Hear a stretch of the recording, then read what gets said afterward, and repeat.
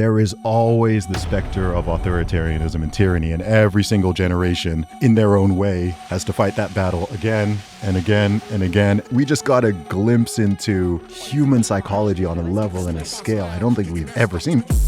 That got really dark. It went far. You might just disagree with a thing and they're like, no, this person is hateful. This is hate speech. We need to even ban this person. It's like, no, that's not hatred. This is just someone with a different perspective or a worldview. I also think there's a difference between a silent majority and a silenced majority. And whenever there's like a big question, whether it's socially, culturally, politically, whatever it is, and you want to know, okay, why is it the way it is? You typically find the answer just by looking at what the incentives are, whether it's critical race theory, critical gender theory, the transgender ideology, cultural Marxism, this whole basket of ideas. Everyone is either an oppressor or, the oppressed type of narratives. One of the things I find most insidious about it all is that it weaponizes and hijacks human compassion. Yeah, it's an old playbook that empire in all of its various forms has continued to use. We're spending an inordinate amount of time and energy trying to fix things that are not problems to begin with. Meanwhile, we have blatant problems. Right? Whether it's millions of people running over the border, massive crime, drugs, homelessness, whole communities where 10% of the children know how to read, 40% obesity rate now. For the first time in US history, the life expectancy is dropping.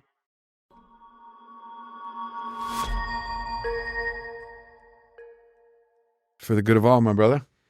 How's it going, man? Good, man. Good to see you, Zuby. No doubt, bro. Good to see you again. Yeah, it's been a little while in the works, and I wanted to drop in because I saw that you got canceled for the most ridiculous thing on Twitter.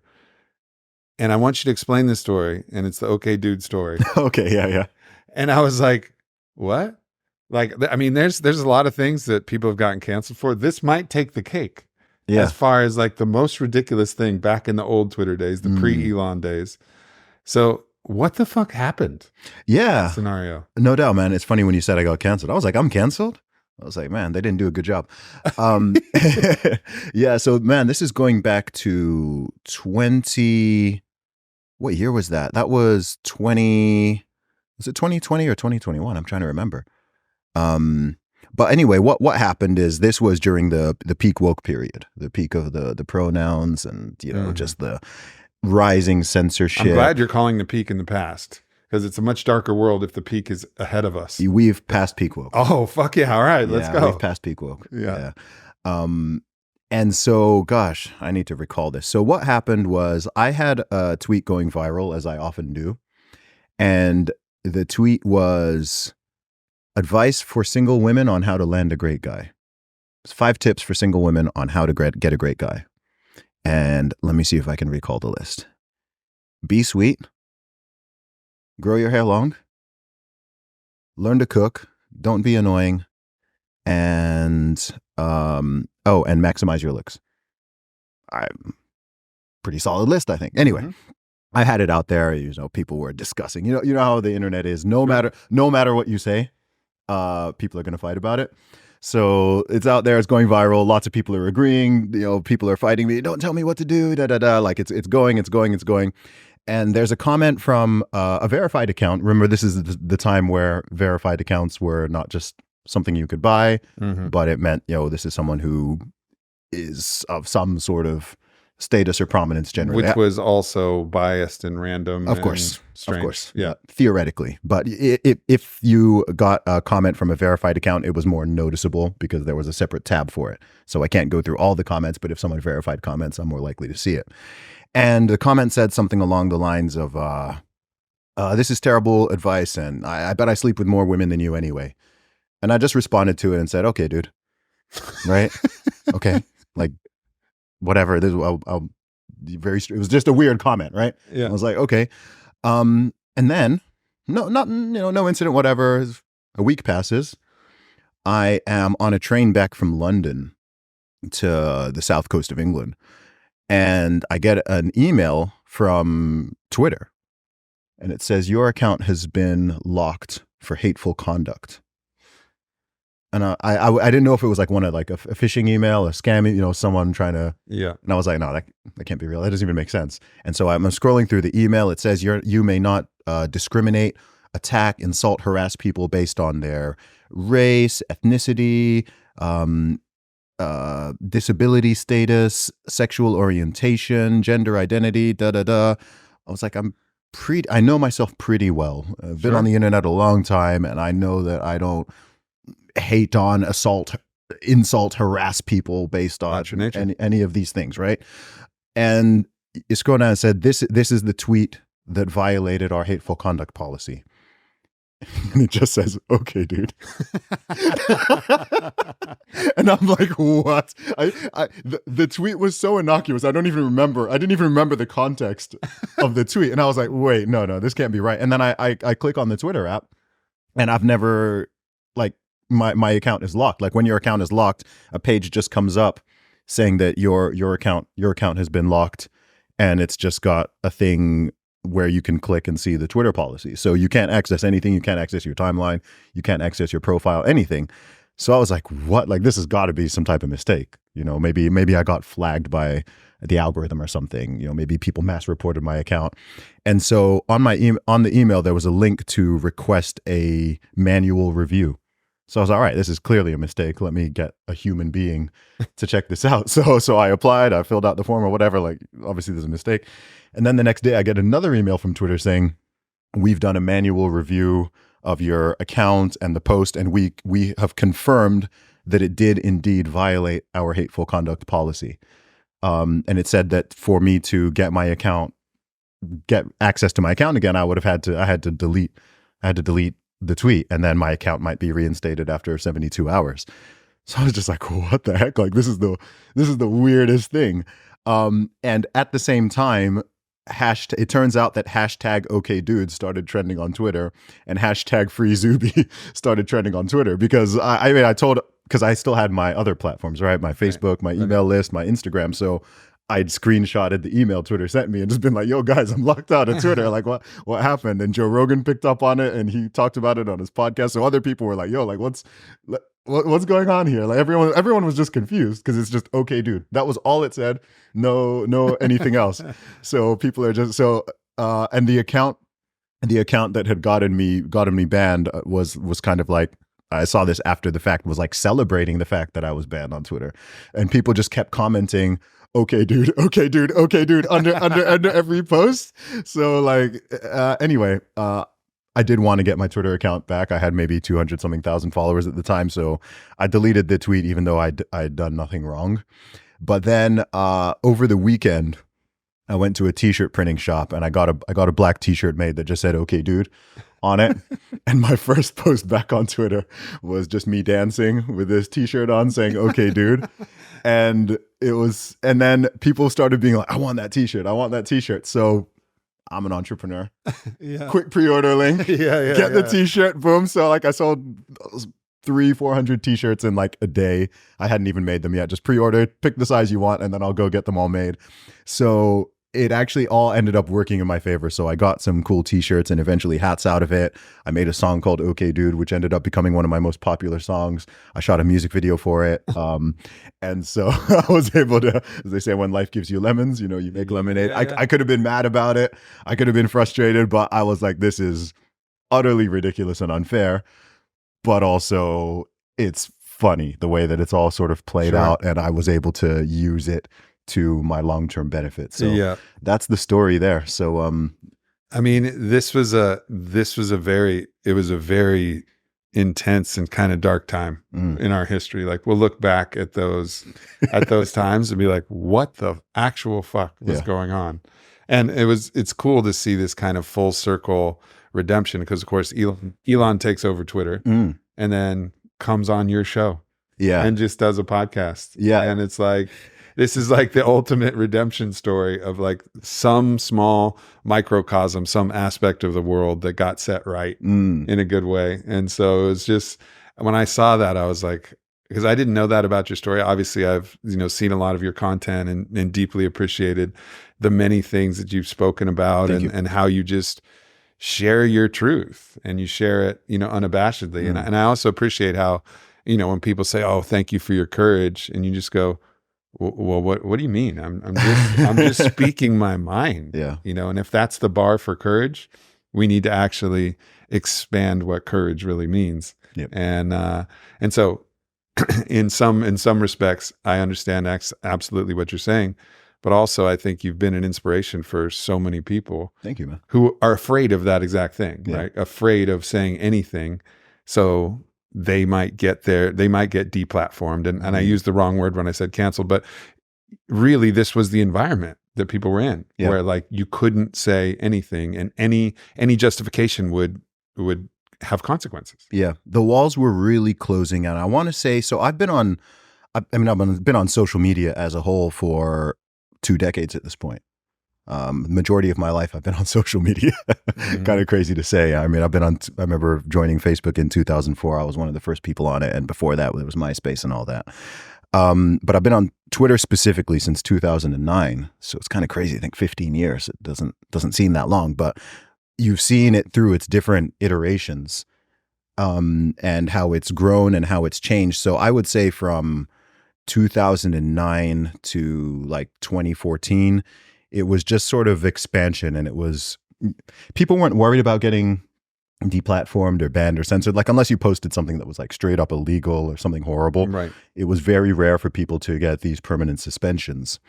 And then from about 2015, I remember it was around, before the US election, the Trump-Hillary one, and around the time in the UK, because both those events were 2016. So UK was going through Brexit, the whole Brexit referendum.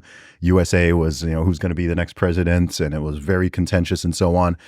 And this was also when a lot of what people now call, the woke stuff, or a certain that agenda, it really, really started rising up mid 2010s.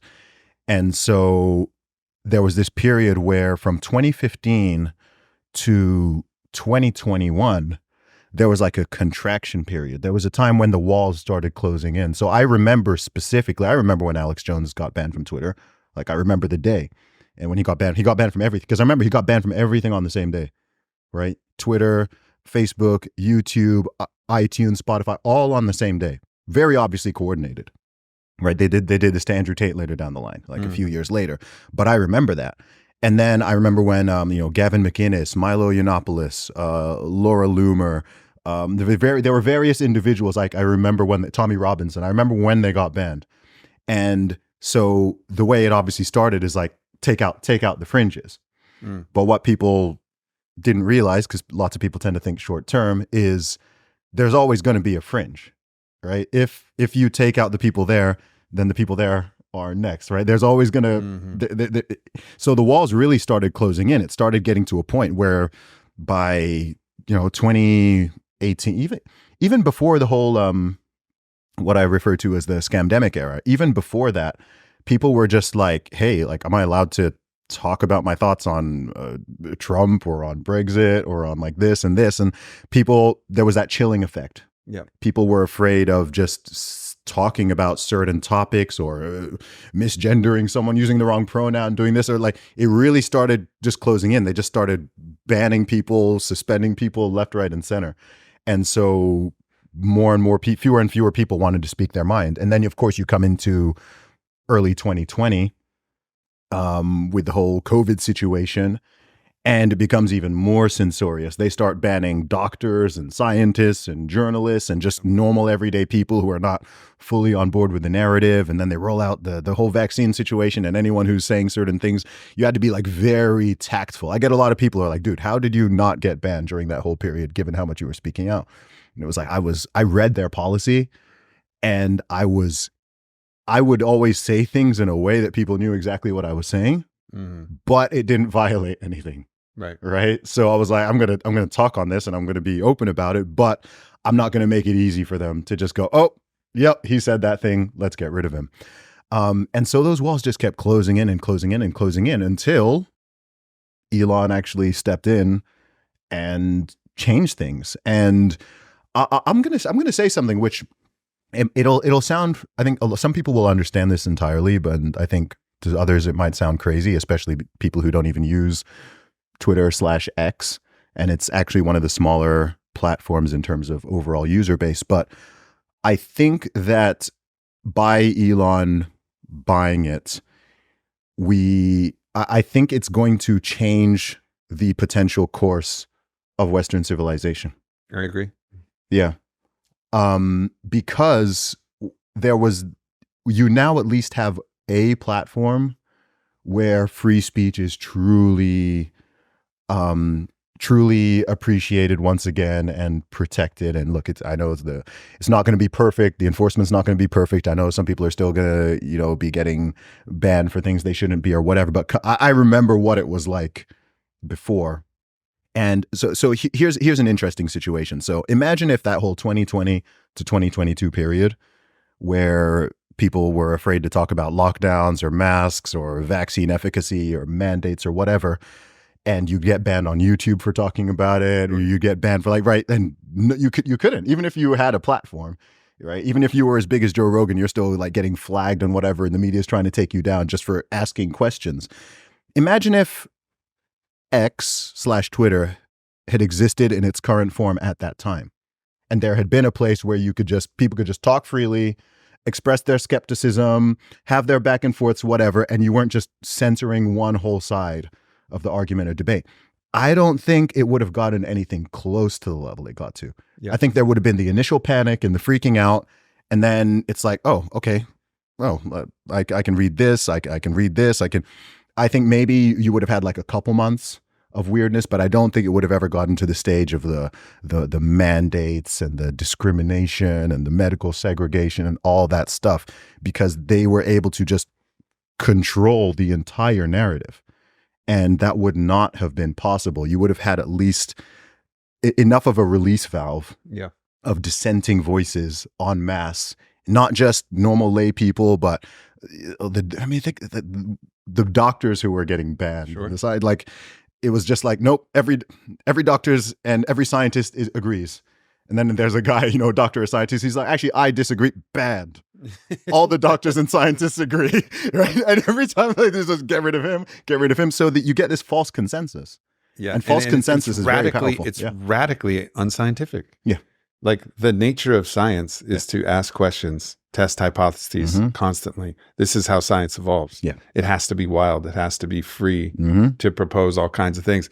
I mean, one way to look at it would be what the church did with Galileo, which was basically you're absolutely physically banned. We're going to lock you away. We're going to, eventually, I don't know what his final fate was, but it wasn't good from the church. But really, he's trying to say, no, the earth rotates around the sun. And let me, if you just look in my telescope, I'll show you some shit. And they're like, no, do not, we will not allow this.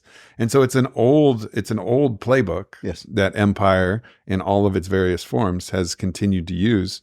And it's just the new iteration of that old playbook, but it does not advance the way that we think about the world and the way that we understand things. So everybody saying, trust the science is just the same way as they used to say, trust the church or trust the whatever empire was in power at a certain point. It's why when I'm on social media, if I'm talking about actual science, I write it normally, lowercase s.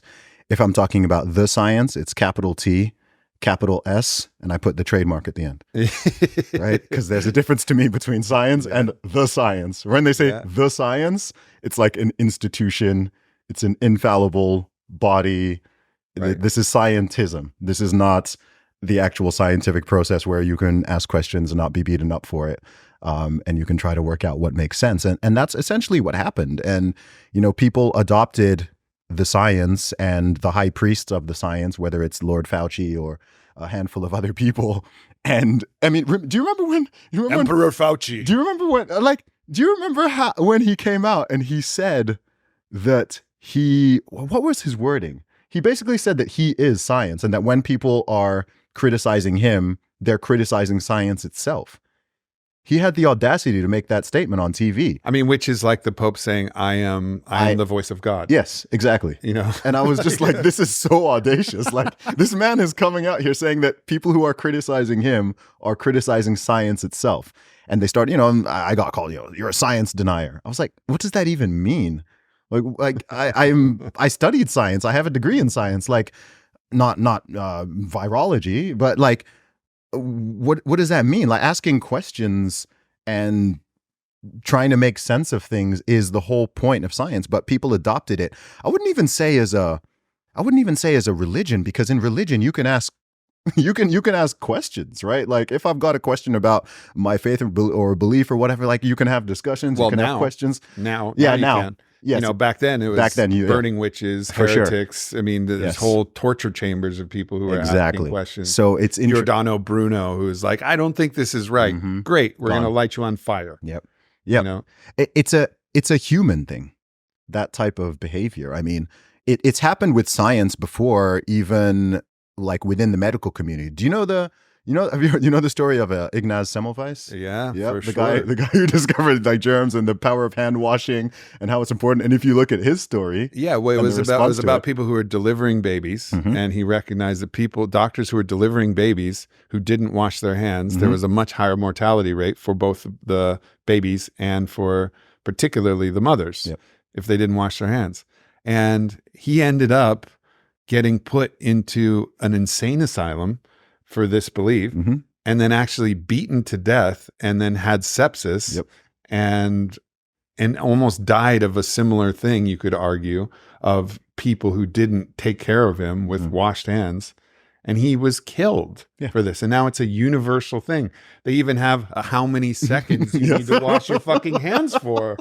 You know, it's like, this is a crazy, and there's so many stories like this about people who challenge the consensus belief about and this is how things evolve. Yes. In fact, it's the only way that you can discover something new. You have to challenge orthodoxy or consensus to some degree. It doesn't always have to be radical. But if we all just assume that everything that we know collectively as humanity is all there is to know and that it's all correct, then there's no more discovery, right? There's no point in exploring anymore. There's no point going anywhere new.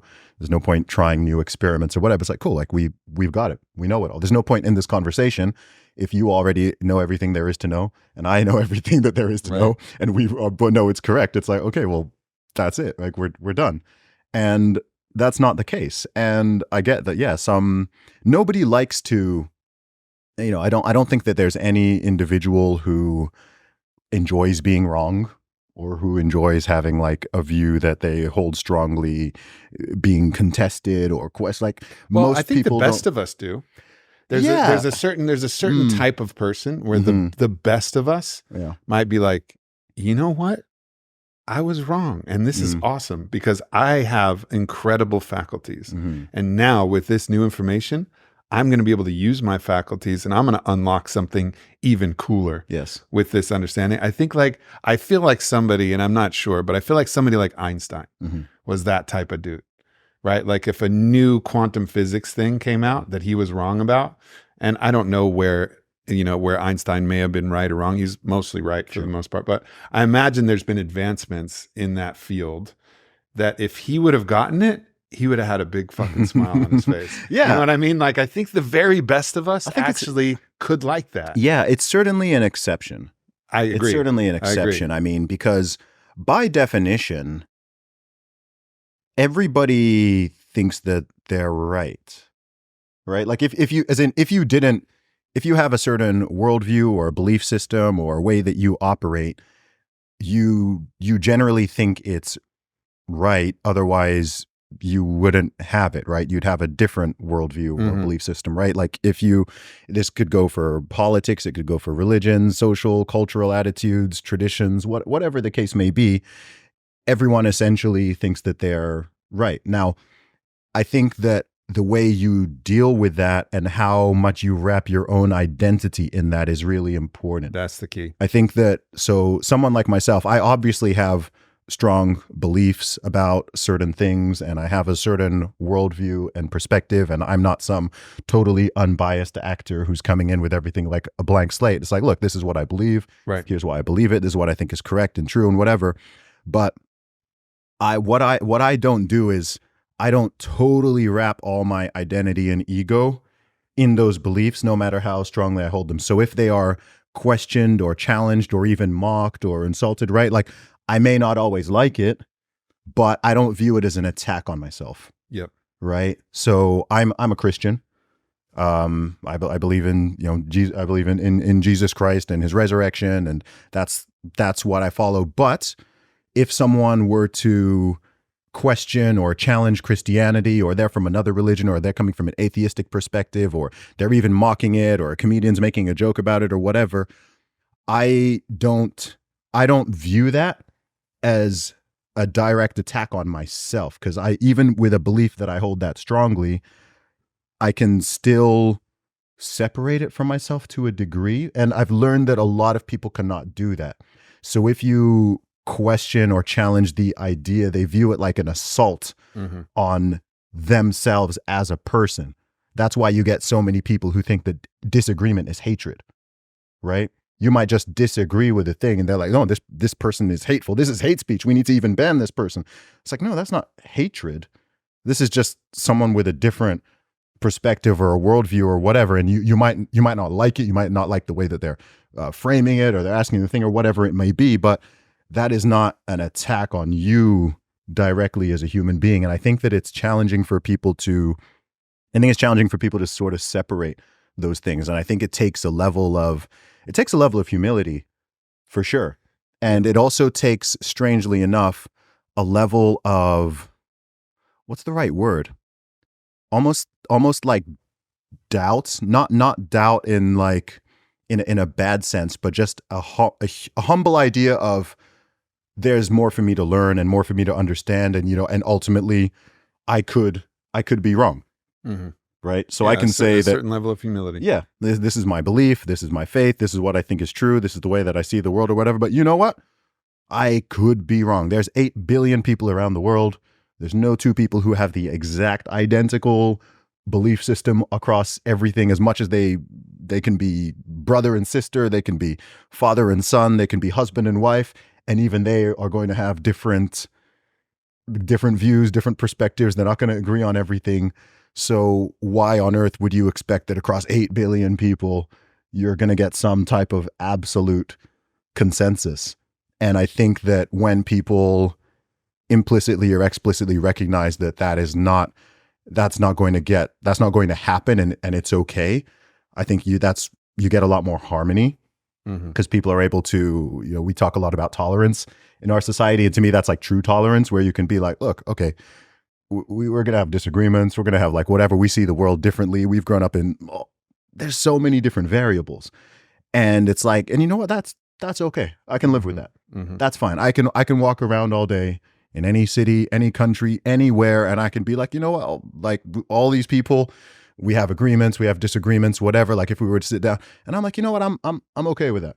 And when people are not okay with that, that's when you get the really, really, really bad stuff and dark stuff in human history. When it's like, no, every single person must be this way. They must all be this race, this color, this ethnicity, this belief system. They must follow this political thing. Whenever you get that idea that every single person must be the same, that's, yeah, if you think of like all the darkest stuff in human history, or even the darkest stuff happening now, that's kind of what's at the root of it. Yeah. It's the idea that every single person must be this thing. Yeah, I wrote a spoken word. I'm tempted to read it, and maybe I will, because it's about this kind of concept about where that path ultimately leads. And I talk about it leading to this kind of gray alien kind of concept. But just to double click a little bit on another thing that you said, I think one of the challenges is people have fused their self, which to me, the understanding of the self includes the identity structure, the complex. You could call it the ego, although the ego has kind of loaded words about hubris or whatever. So I like to call it the identity complex, which includes your beliefs. They've fused their self, which goes all the way up to God, with their identity. So if you attack their identity, it's an attack as if it's an attack on their flesh. Their body is fused with their identity. Their whole selfhood is fused with their identity. So when that gets attacked, it's like an attack on what they believe their self to be. But the identity is meant to be, burned down to the ashes, like the myth of the phoenix, and then reformed. It will constantly reform if you allow it to change. Remember my story. I was a materialist, reductionist, atheist, going into all the way through high school. I was reading Christopher Hitchens. I was reading Bertrand Russell, Why I'm Not a Christian. That came from a trip that I took to Italy, where I went into the dungeons of the Inquisition and saw horrible things that really scarred my understanding of the depravity and sadism that's capable in a human being. You hear stories, but to see the actual devices, to see that 80% of them had to do with your sexual organs. And it was so dark. And the way that, Christianity and religion had been taught to me, a lot of things didn't make sense. I was like, some of the greatest people on the planet, you're telling me they're burning in hell. Gandhi's burning in hell. Like, really? Like, none of that made sense. So then I so I'm like, there's no God, there's no anything. My father, in his great wisdom and beneficence, he set me up to go do a plant medicine journey with a shaman out in the mountains of New Mexico. And I went in, and I was obviously nervous. I'm 18 years old. I'm scared. And I probably brought with me my Christopher Hitchens God Is Not Great book. And then I felt myself disappear, evaporate. And the only thing that remained, the only word that I could possibly use was soul. And the only feeling that I could feel was that I merged with God. And I was like, oh, fuck. Like, I have a lot of things to think through. And I still have my criticisms of the way that capital R religion has been played out. But I also saw the world in an entirely different way. So I stayed up all night writing, and it reformed my whole concept. And now I find that deep connection with God. And it's funny because even using the word God is like, I find myself self-censoring it because there's other people like, a lot of people do. I've noticed and that. It's like, this should be the best word that you could use. Like, you should be able to say God in any crowd and people go, oh yeah, God. Yeah. And it's I think one of the maladies that we have now is people's disconnection from God. And I'm fine with all the other words, source, universe, spirit, the one, whatever you want to say. But that connection is also one of the things that I think is missing in our world, because it helps you have a little bit of distance from this fusion with your identity structure, which is just a temporary way that you can navigate this life. But the unborn and undying nature of your soul, if you don't have any idea to that, I don't think you can see the way between good and evil. I don't think you can let your identity go, because it's all that there is. Yeah. And it often leads to nihilism. I mean, the way I've described it to people, again, regardless of their religious faith or lack thereof, is there always has to be something at the top of the hierarchy. So if you think of the hierarchy of morality or of power, there has to be something at the top. Everything in life, everything, there's always hierarchies. Okay. So if you talk to someone who is a theist, regardless of their religion, and you're like, what's at the top of the moral, ethical power hierarchy? The answer is simple. God. God is at the top, right? Yeah. So if theoretically you move, you push God out of there still has to be something at the top. And that typically becomes either the state, with whatever the ideology is and the political system is, it typically either becomes the state or it becomes yourself. Right? It could also become some other type of ideology that people we were already talking about making science a religion, and it then becoming very rigid and not really becoming science anymore. But there just has to be something at the top there. And there will be people who are atheistic, or they're not people of, a traditional faith, and they can find a way to navigate without that, or with that kind of like uncertainty or whatever it may be, or taking notes from their culture, from the history, from, just social norms or whatever it is. But it doesn't scale to hundreds of millions or billions of people, right? This is the point I often make when I come across, you obviously get different types of atheists, but you have the ones who are kind of just like, whatever, I just don't really believe. And then you have the sort of like militant anti-theistic ones who believe that the world would just be better if like nobody believed in God and you could just get rid of like all this superstition, all these religions, like if we could just get rid of it all, then we'll have, you know, a sort of more kumbaya, happy, more peaceful, less war, like better, more ethical society. And I'm just like, I think that is absolutely wrong. And I'm not even using that as a case for my faith. I'm just saying, I think like logically and pragmatically, that way of thinking is very flawed. And I see the opposite going on. Yeah. Right. I think you get way more mental illness. You'll have people have less meaning, less purpose, less guidance, less clear guidance for their ethics, morality, whatever. It'll just devolve into, you know, do what thou willst, right? And this postmodern ideology, which is post-truth, which is everything is a story and a construction, which goes into this discussion of biological men and women. Yes. Right? At the point where there's no such thing as truth, because to me, God, truth, love, value, they're synonyms in different ways. They have different flavors, but they're all pointing to the same thing. There's a structure of the cosmos that is actually something that we all have to live within. And it's just the nature of reality. But if you throw all of that out of the window, and everything is just a story, everything is a construction. There's no such thing as good and evil. There's no such thing as right or wrong. No truth. No such thing as there's no truth. Yeah. We're in this kind of post-truth moment in this post-modernity where people are just losing their way. Yeah. You know, I mean, there's literally a pregnant man emoji in our fucking phones. Yeah. Like, what the fuck are we talking about? And of course, gender. I have a brother who's born a woman, expresses now as a man, and it's like beautiful man. Fucking like I was like, is it cool if I call you brother? Like that seems to be it's what I feel when I feel from you. You know, but let's not be confused. Biology, you know, like you're not going to impregnate a woman with your semen. Yes. Like that's reality. That's her sex, you know? And so, but even a simple thing like that, people are getting confused. Yeah. Because ultimately everything becomes subjective, and it just becomes people's opinions and feelings against other people's opinions and feelings.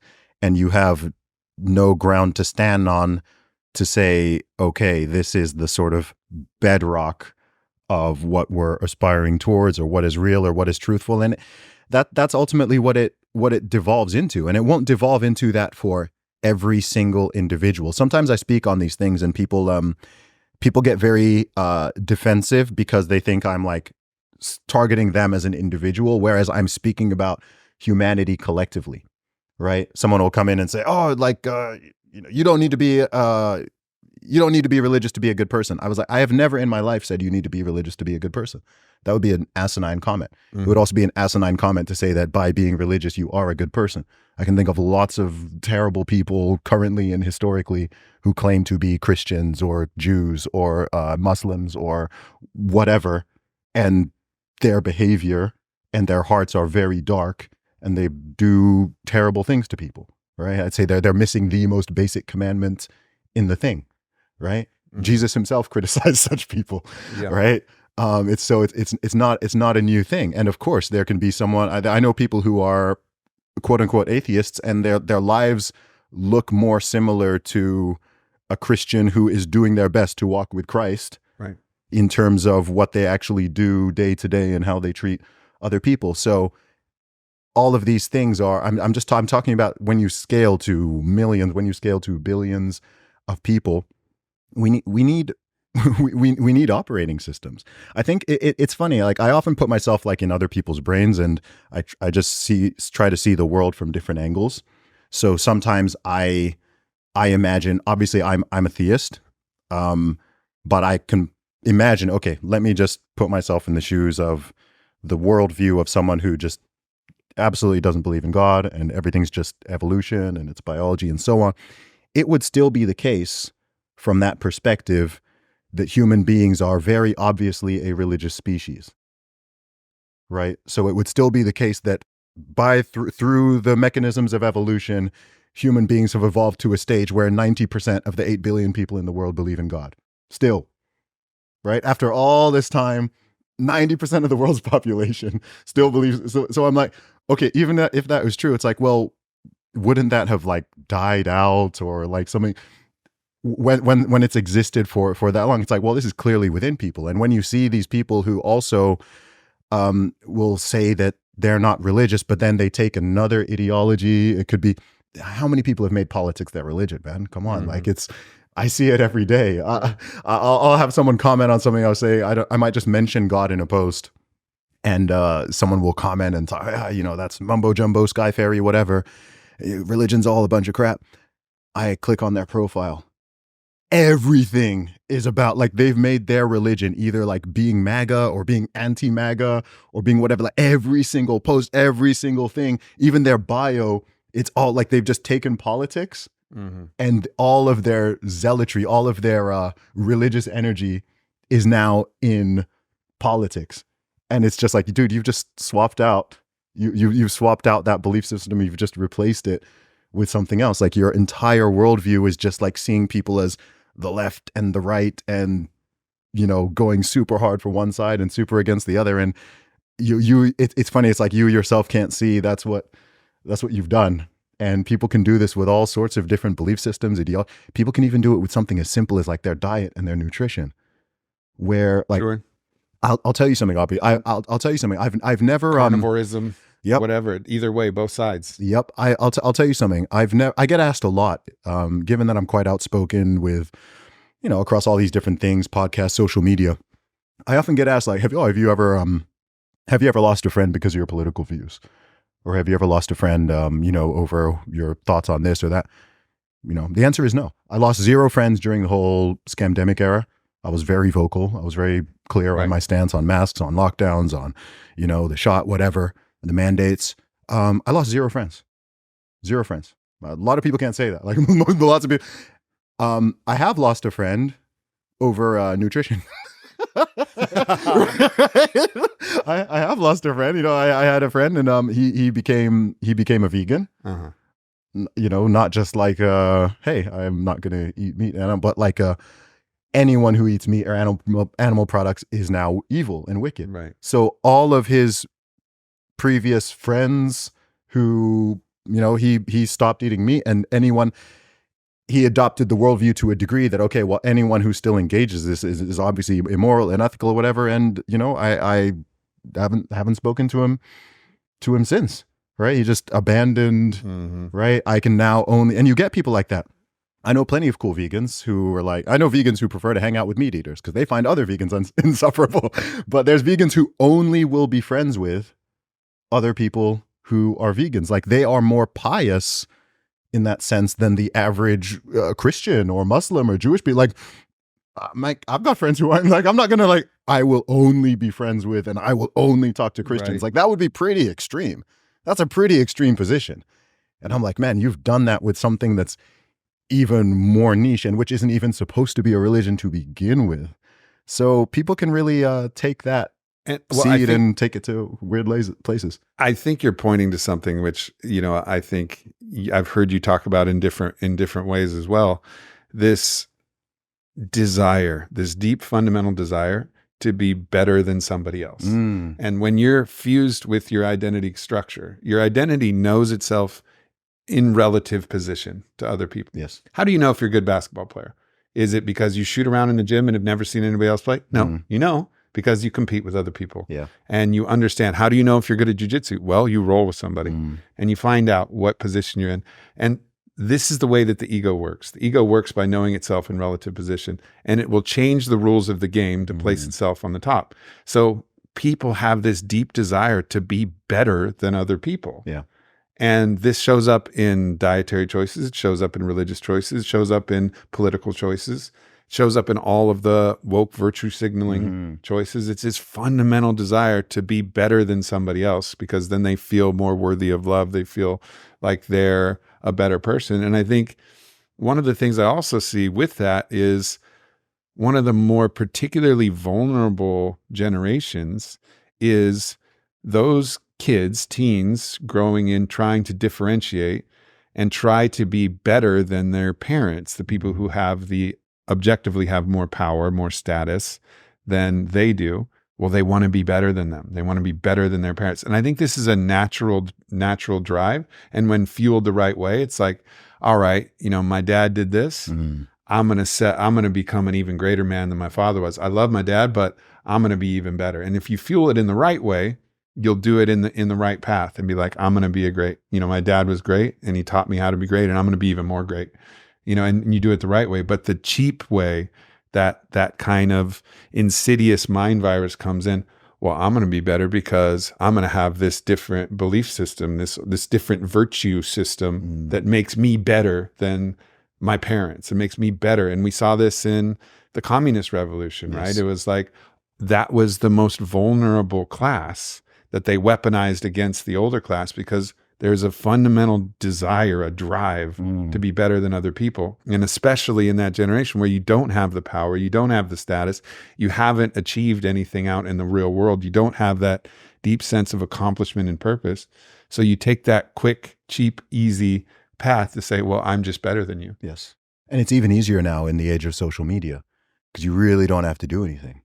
Right. When you right, you can just put up the hashtag, put the right flag in the bio. I'm better than all of these people. I can just go in my bio. I can just add he, him, BLM, rainbow flag. I don't know right now if it's Ukraine or like whichever flag is the one that the tribe I'm trying to appeal to considers the right signaling, and that's it. Right, you just need to. There it is, done. It's a wrap. Yeah, You're better than 90% of the world at that point. And the more flags and the more causes you go in, then remember when people were putting vaccination status in bio, right? Yeah, taking the selfies. Look, I just got my shot. Right, it's just like I found that whole period. I know we're past it now in some ways, although we're also kind of really not. I found that period so fascinating. I think I learned more about humanity from 2020 to 2022 than at any other phase in my life. I was never interested so much in like the people would be like, oh, you're not a virologist, you're not an epidemiologist, whatever. I was like, I don't think that side of it is very interesting. I think the psychology which is at play right now is so fascinating, right? We just got a glimpse into human psychology on a level and a scale I don't think we've ever seen. We saw it all. Mm-hmm. We saw it all. We saw the way that people's goodwill was weaponized, and the way that compassion and care for other human beings, which is generally a good thing, how it was weaponized to a very dangerous level. We saw people fall into blind tribalism, which then could even lead to hatred and demonizing people. I mean, people kind of forget how gnarly it got, right? Like people actually wanted to like put people who didn't take the shot into freaking camps, kick them out of their workplace, ban them from getting healthcare, stop them from getting organ transplants, don't allow them to board planes, board trains. They had countries where they had like unvaccinated only lockdowns, where like places like Austria, where if you didn't have proof of shot, like you couldn't leave your house and anyone else could. They had places where you couldn't pump gas unless you showed proof. I was like, guys, that got really dark. Like it went far. You remember when they were building the camps in Australia and stuff, and people are like, oh, I was like, guys, they're building camps. We've seen this before. Yeah, you're just like, guys, good. And people are like, oh no, don't make those comparisons. I'm like, well, aren't we supposed to learn from history? We're not saying it's going to go to the same level, but you saw the psychology. It was the same psychology just playing out. And then the way that it's so weird now in 2024, how like people act like kind of like none of it really happened, and people didn't say what they said. We're also not taking a look. Like that whole thing came out where Fauci finally admitted that the idea of social distancing, all nonsense, was complete nonsense. It had no scientific basis. And the damage that was done from even that one choice, small businesses that will never recover, trillions of dollars of money that was printed because of those small businesses being closed down and the inability for us to interact, psychological damage that will never be reversed. Economic damage that will never be reversed. Worldwide, how many people do you think lost a loved one and were not able to see them during that time period? Probably dozens of millions of people. It's fucking sad, man. It was very sad. Dude, in Australia, they had a situation, I remember this clearly, where there were some newborn twins, and they needed some urgent medical care. I don't know if they were premature or something like that. And they wouldn't allow they wouldn't allow the I don't know if it was an ambulance or like an ambulance helicopter. They wouldn't allow them to cross the state lines because Australia has states. They needed to go to another state which had the medical care they needed. And because of their mandates and policies, they wouldn't let them cross the state line to get the medical care. And those newborn babies died. They let those babies die because their COVID policies did not allow the medical care to cross the line.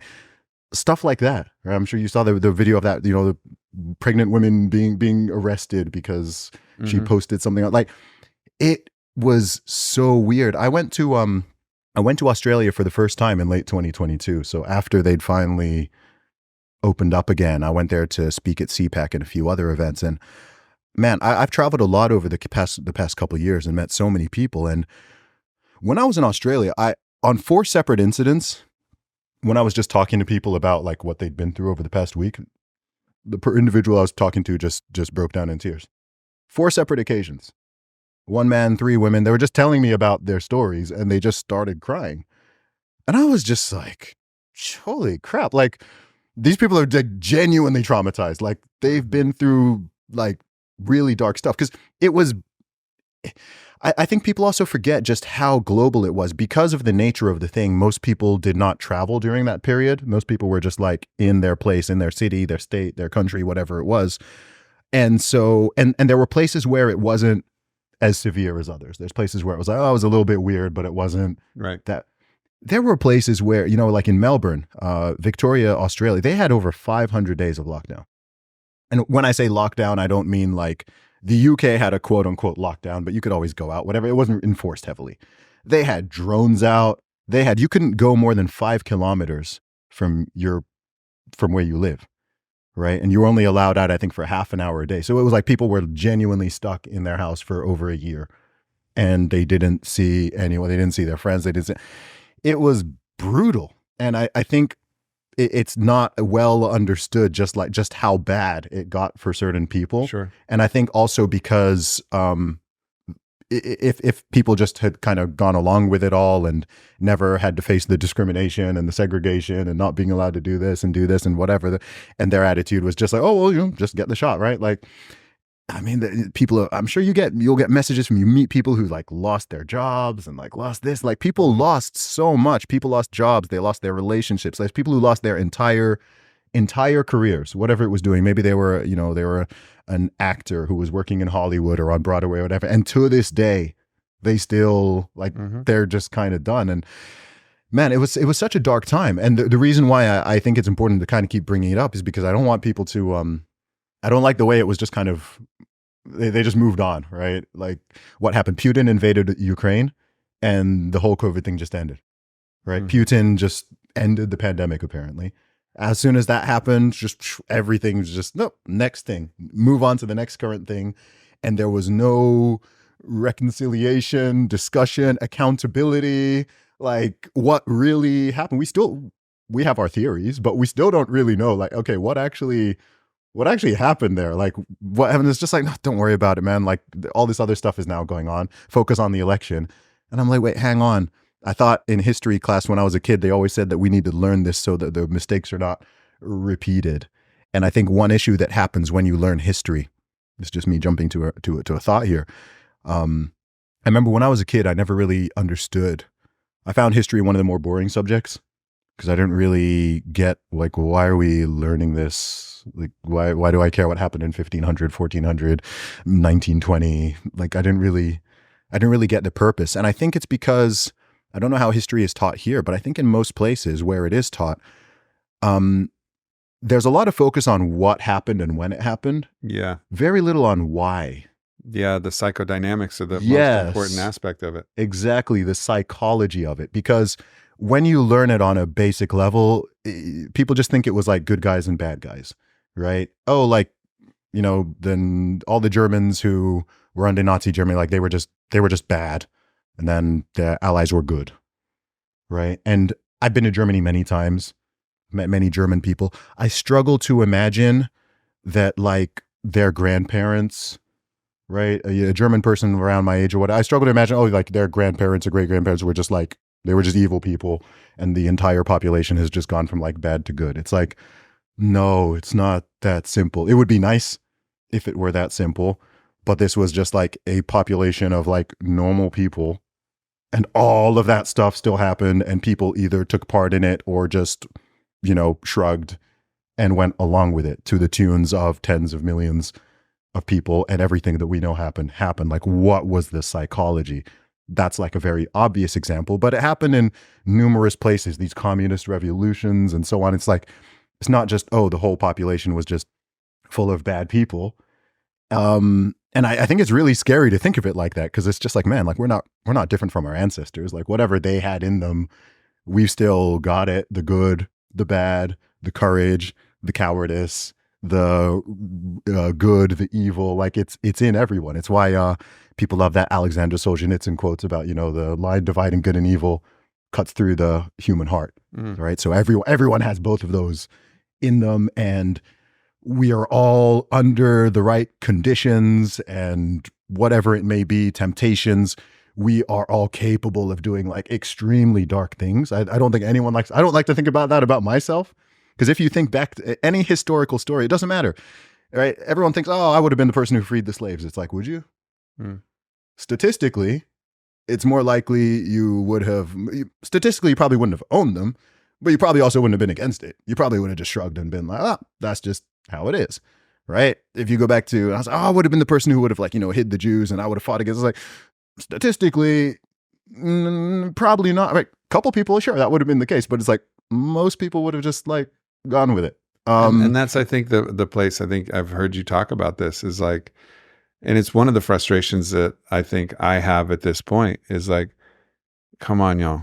Like this is the time where we have to stand. Like we have to find a deeper courage, because that kind of tacit, silent acceptance of the abuses of certain people in these movements, so many people disagree with it, but they're not willing to have the quote courage to actually stand and speak their mind and share what they actually believe. So, and I heard you talking about this where people talk, the silent majority, yes. The power's in the silent majority. And I'll let you speak on it because you spoke on it so eloquently in what I saw. But this idea that the silent majority has power, well, the silent majority has power when they're no longer silent. Yes. And I was like, yeah, bro, like exactly. Yeah. I also think there's a difference between a silent majority and a silenced majority. Oh. And I think oftentimes we're dealing with a silenced majority. Where people are so stifled or chilled or afraid that they're just immobilized. I think the silent majority thing, there can be times, of course, where it's relevant. But I think it's mostly kind of cope.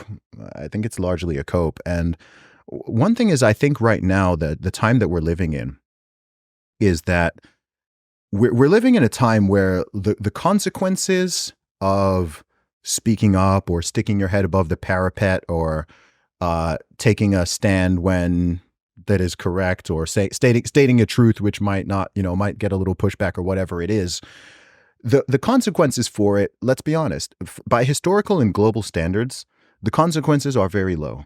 Right now. Correct. The consequences are low, right? There have been many times, we've discussed some, where if you spoke out against the orthodoxy or the way direction things were moving, you would be imprisoned, you would potentially be killed, you'd be martyred. Like, it's been really bad in the past. Whereas the pitchforks used to be pitchforks, now they're pixels. Yeah. Perfect. Right? Perfect. Yeah. So I'm not going to sit here and pretend that there are no potential consequences to speaking out or whatever. Sure, we talked about deplatforming. We've talked about cancel culture. I'm fully aware that there have been cases where someone has lost their job for speaking out or something, on taking a stand or whatever. But again, by historical and global context, these are very low. These are low consequences, right? So when someone comes up to me and is like, "Man, like you're so courageous. I don't know how you're so courageous." I'm like, "Dude, I'm just talking. I'm talking. I'm saying things on stages, on podcasts, on the internet, and yeah, there's some degree of courage that that is required, but the potential consequences are really low at this stage.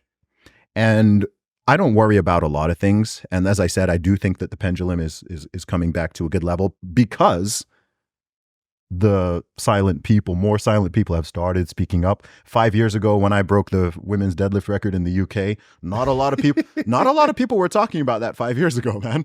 Yeah. Not a lot of people were talking about it 5 years ago. Now it's like it's in the Overton window to criticize that and say, no, like this is not right. You've seen even organizations taking a stand. Like it's now you can talk about it.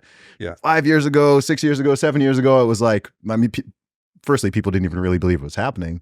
But even if they did, they were like, you can't really say anything. Same thing happened throughout the COVID period. Now you can criticize. You can criticize all the policies now. You can say that the jab wasn't effective. You can talk about it all now, and it's fine. Sure. 2 years ago, it was like, chill.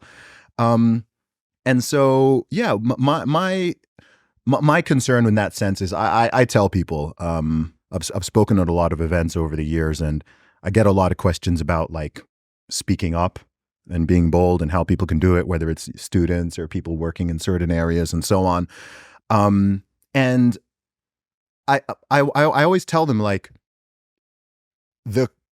you want to do it while the consequences are lower, because that's how you keep it low. If people were en masse just to stay silent on all of these things and just allow the agendas to continue, then there will come a time where it's genuinely difficult, if not impossible, to speak up against it. And if you do so, the consequences are severe. So I'm just like, look, like let's nip it all in the bud. Now's the time. There's always going to be. Here's something else I've kind of just concluded about humanity. I feel like in the past few years, a lot of things have come together, and I'm just like, okay, like that thing clicks about the way human beings are. I think there's always the specter of tyranny. I don't think it's the case that as a nation, as a people, as a world, we fought against tyranny and we got it. Cool. We got free societies, generally speaking, and that's it. The battle is done.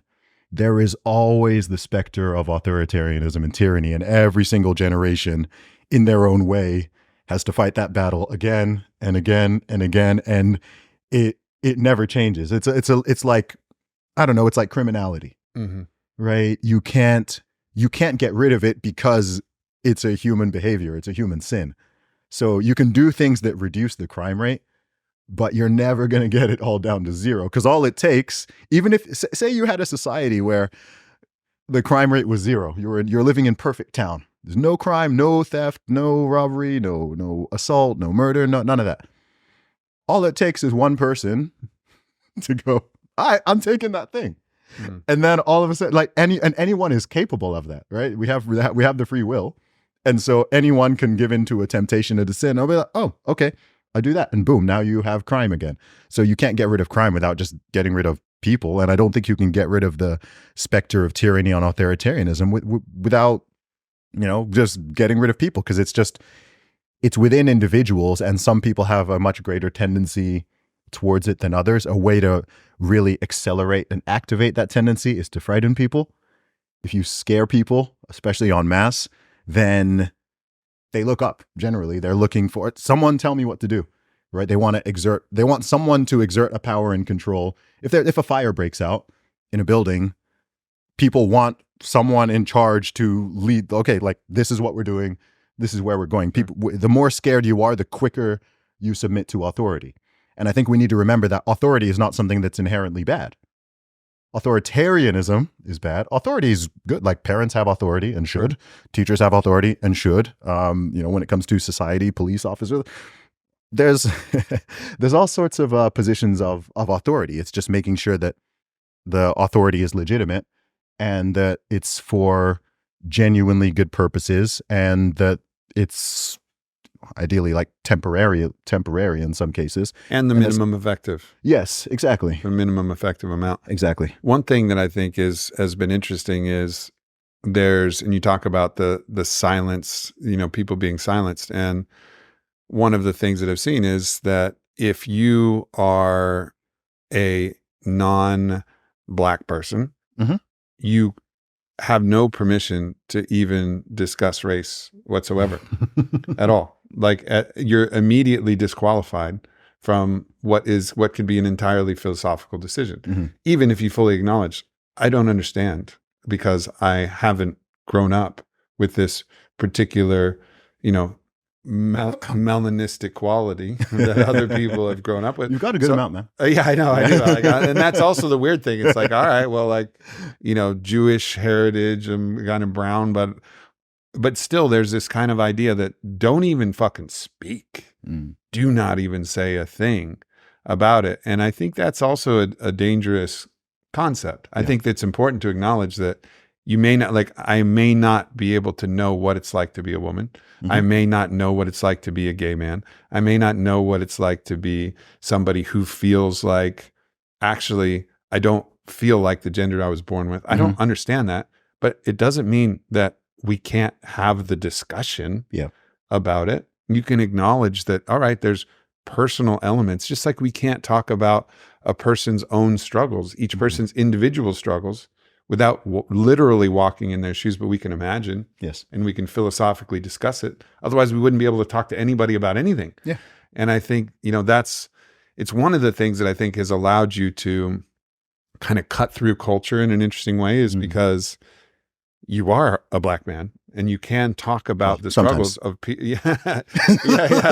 You can talk about the issues of people of color in a way that it gives you permission and allows you to speak your mind, which is beautiful. And it allows like your voice to be kind of heard. I mean, I've seen Piers Morgan call you up, because he gets immediately disqualified. He can't talk about anything, but he'll bring you in and he still does, but you'll be able to say like, all right, well, here are my thoughts on this. And I think it's an interesting time where people are saying like, you can't talk about it. You can't talk about it. And then that it just kind of quells the entire conversation. And I also think that's something that we need to transcend. Yes. And move beyond. Yeah. And I think we've also passed the peak of that, man. I think more and more people are realizing that concept is nonsense. And actually, look, anyone is free to talk about whatever they want. There's going to be people who make more sense based on their experiences and based on what they're actually saying. But the idea that you need to have a certain identity to even be allowed, quote unquote, to speak on something is ludicrous. This is coming back to that, oh, you're not a scientist, you're not a doctor, you can't, right? Right. You're speaking about things that it's like, dude, I don't need to be a meteorologist to know when it's raining, right? Like, I can talk about whatever I want. Are there going to be things that I have more credibility in and more knowledge of? For sure, right? Like, if I start talking about what it feels like to be in the third trimester of pregnancy, I can talk about. I have a right to, like, I can, based on what I know and I've heard and experiences of women in my life or whatever, I can give some idea, or, I could read some things and say, okay, women typically experience these types of things or whatever, but it's not going to be super credible. It's going to be more credible coming from someone who's like been through it. But as a free human being, you're allowed to have thoughts, opinions, whatever. Sometimes they're going to be like completely wrong, but you're still allowed to speak on it. And by allowing that discussion, that's how you learn, right? If we've all only ever been ourselves. We've all only ever been ourselves, right? It's like, this is one of the silly things with the way that in the modern Western world, we kind of view diversity, because I don't know who decided that the three categories are race, gender, and sexuality. Why is it those three? What about like there are so many factors of human beings. Like, what about height? I don't know what it's like to be 7 foot tall. I don't know what it's like to be 5 foot tall. Like, no, we don't talk about height. We don't talk about let alone things in people's actual hearts and minds. But even like physical characteristics, there's eye color. There's I don't know what it would be like to be a man who's got long hair. I don't know what it would be like to be a skinny man. I've never been a skinny person in my life. I don't know what it would be like to weigh 500 pounds. But I only know what it's like to be me. I don't know what it's like to be another black man. Yep. Right? People are like, oh, Zuby, what's the What do black people think about X? What's black? I'm like, bro, I don't freaking know. There's like a billion of us. What do you mean? Like, there's a billion. Yeah, totally. There's more black people than white people. Like, and it would be ludicrous to be like, oh, so what do white people think about X? It's like, well, we're not all the same. Yeah, like, totally. So it's funnily enough, with all the focus of diversity, a lot of diversity has actually been lost, right? In the way that you actually view people. I mean, the individual is the ultimate minority, and each person is genuinely diverse. The notion that you can just look at someone and again, like, okay, they're this color, they're this gender, and they're this sexuality, and therefore I can run like a narrative and make all these assumptions about their experiences, their beliefs, whether or not they're privileged or they're oppressed or whatever the case. And it's like, that's complete garbage. Like, it's such a silly, genuinely regressive way of just viewing humanity, where you just lose all of the individualism. I can only, on anything I speak on, I can only speak for Zuby. When I speak, I'm not speaking for all British people. I'm not speaking for all Nigerians or Igbo people. I'm not speaking for all men. I'm not speaking for all black men. I'm not speaking for all straight black men. Like, I'm just, this is my perspective. Sure. Right. You can have someone who, in theory, they share these immutable characteristics with me, and their perspective and their background and the way their thoughts are, like, it's completely different. And it's very obvious. It's one of those things that I sometimes feel sort of silly saying it because it's self-evident, but in lots of these cultural conversations, it gets lost. It gets completely lost because the people who are obsessed with the DEI stuff, they're like, they view us as these sort of interchangeable widgets, where they can be like, I don't know, there can be a situation where it's like, there's 5 white men in a room, and they're like, this room needs more diversity. I'm like, what makes you think that room is not already diverse?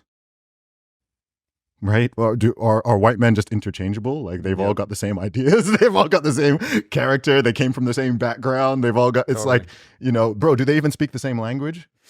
That guy could be Polish. That guy's Lithuanian. That guy's English. Sure. You know what I mean? It's just like, what does it even mean? And maybe for me, it hits even harder. So, like, my family background is originally from Nigeria. And I don't know how much listeners know about Nigeria, but in Nigeria, you have over 400 different ethnic groups and over 400 different languages. I don't mean dialects. I mean languages, as different as English and Arabic are. In one country, you've got over 400 of them. So the idea that, like, let alone with black, even like Nigerians are not some homogenous group. Like, essentially, some European just, drew a line around on the map and was like, oh, this is all a country. It's not really all supposed to be one country. It's just, that's how it goes. And that's how much of Africa is. So when you hear some of these conversations where they're just talking about, like, kind of lumping these giant groups together, to me, it's just like, what are you even doing? Like, that's not a, that's not like that's not a, what's the word I'm looking for? My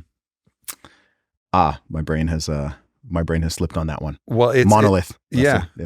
That's exactly right. And even in the discussions of gender, and I want to go into some of your concepts about race, just because I haven't talked about that a lot and haven't gotten somebody who can kind of share opinions with the culturally accepted permission to be able to share the opinions. But I have a belief that this idea of people having different genders, I actually think they're right. And I actually think the pronoun, there's a spark of the truth in all of these pronouns. There's something like 80, 90, I don't know how many, it's fucking ever expanding. Guess what? There's never going to be enough until there's 8 billion. Yes. Because everybody has a unique gender. The We have a unique, exactly. We have a unique mix of masculine and feminine in us. It's unique. It's down to the uniqueness of our DNA.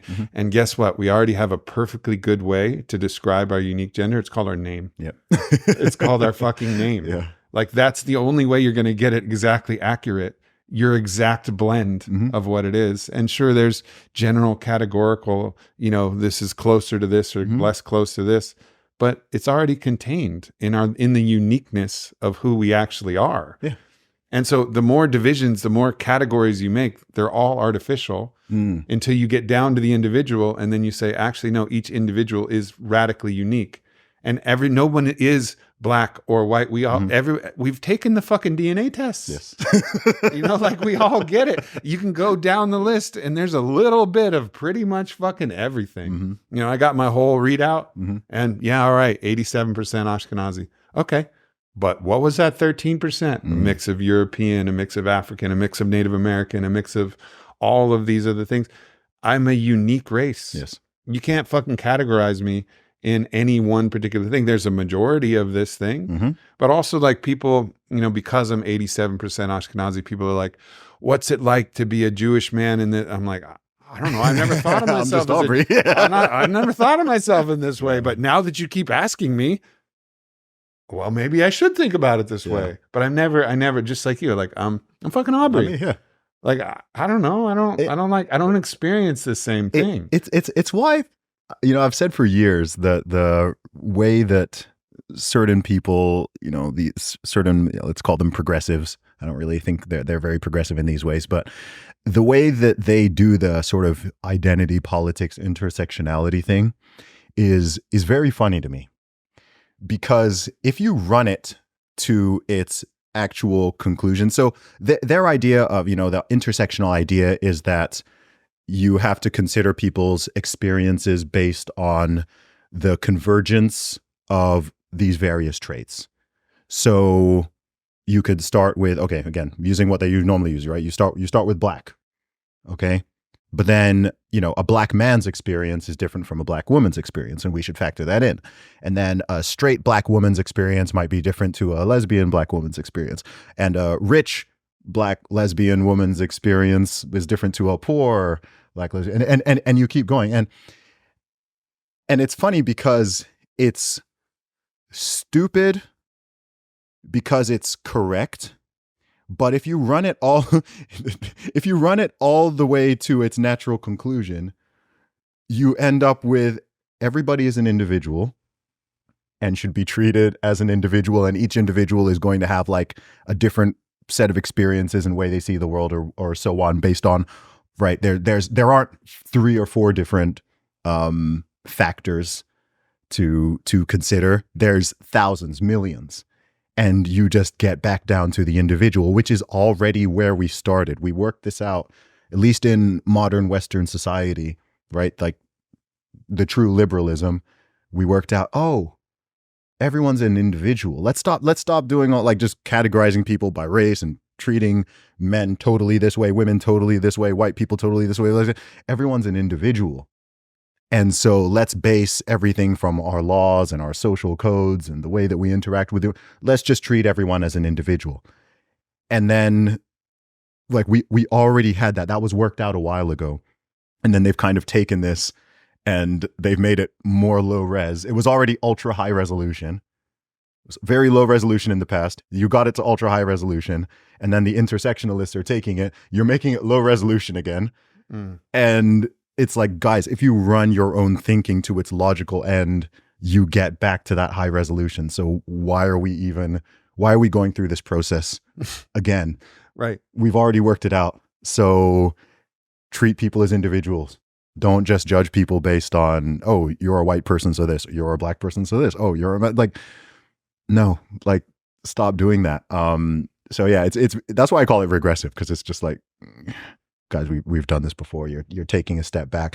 I don't want to live in a society, a country, a community where the first thing or the most important thing people think about me is that I'm a black man.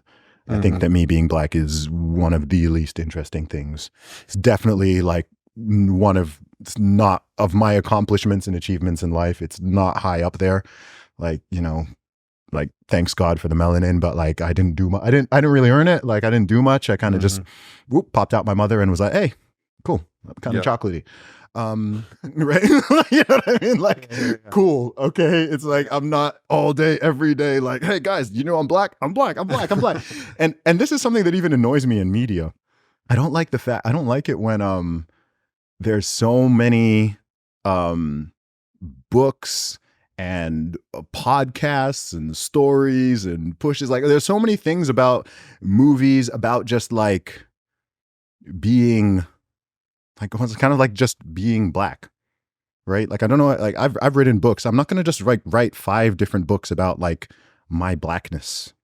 It's like, man, tell a story, like say something interesting. Like there's nothing interesting about it. Right? I don't want to read some book by someone about like what it's like to be a white person. I'm like, what do you mean? Like just tell a story, share your experiences, share your knowledge, whatever. But it's almost like in the media, they've made a whole industry of this kind of race hustle of it's just like every time that's just the focus and the focus and the focus. And it also just trains people in the wrong way because it makes people, it forces people to see it and consider it in a way that is unnecessary and unhelpful and awkward.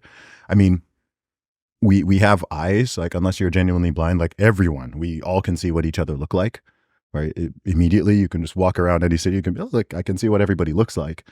But I don't think it's healthy for that to be just such a focus for people, where to the point where like that's just what they see, let alone to the point where they think that needs to influence how they treat each other. Right.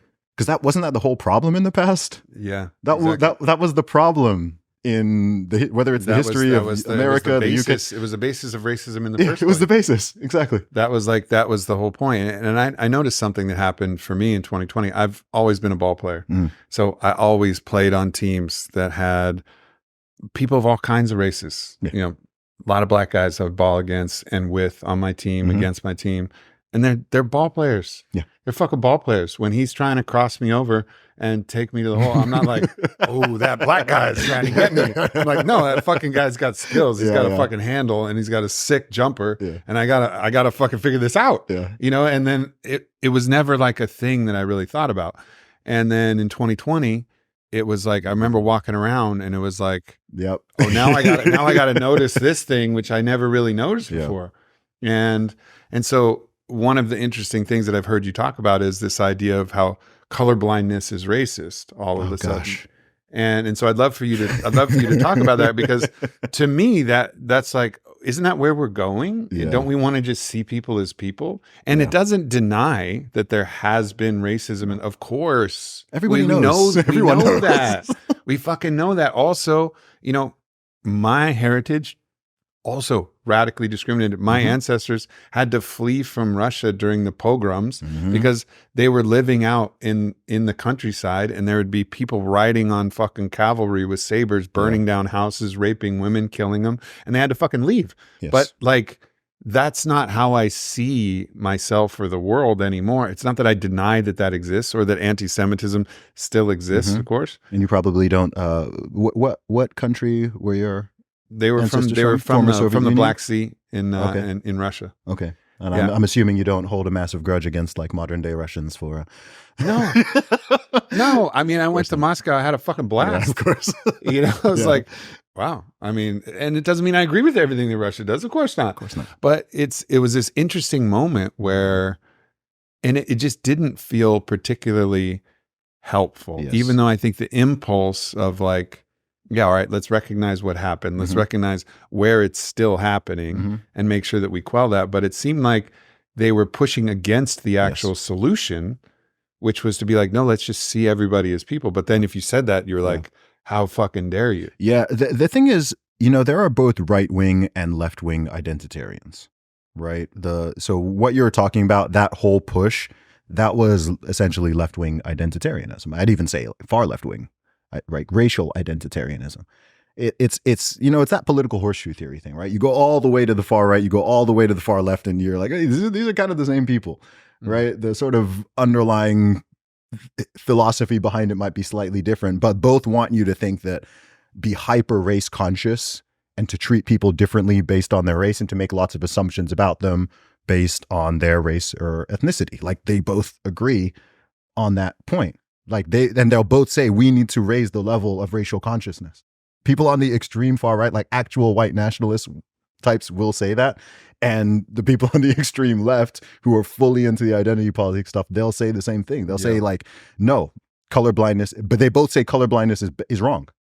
You should You should see color. You should be super, right? Like they're saying the same thing. They both are in favor of various forms of segregation and racial separation. They both say the same thing.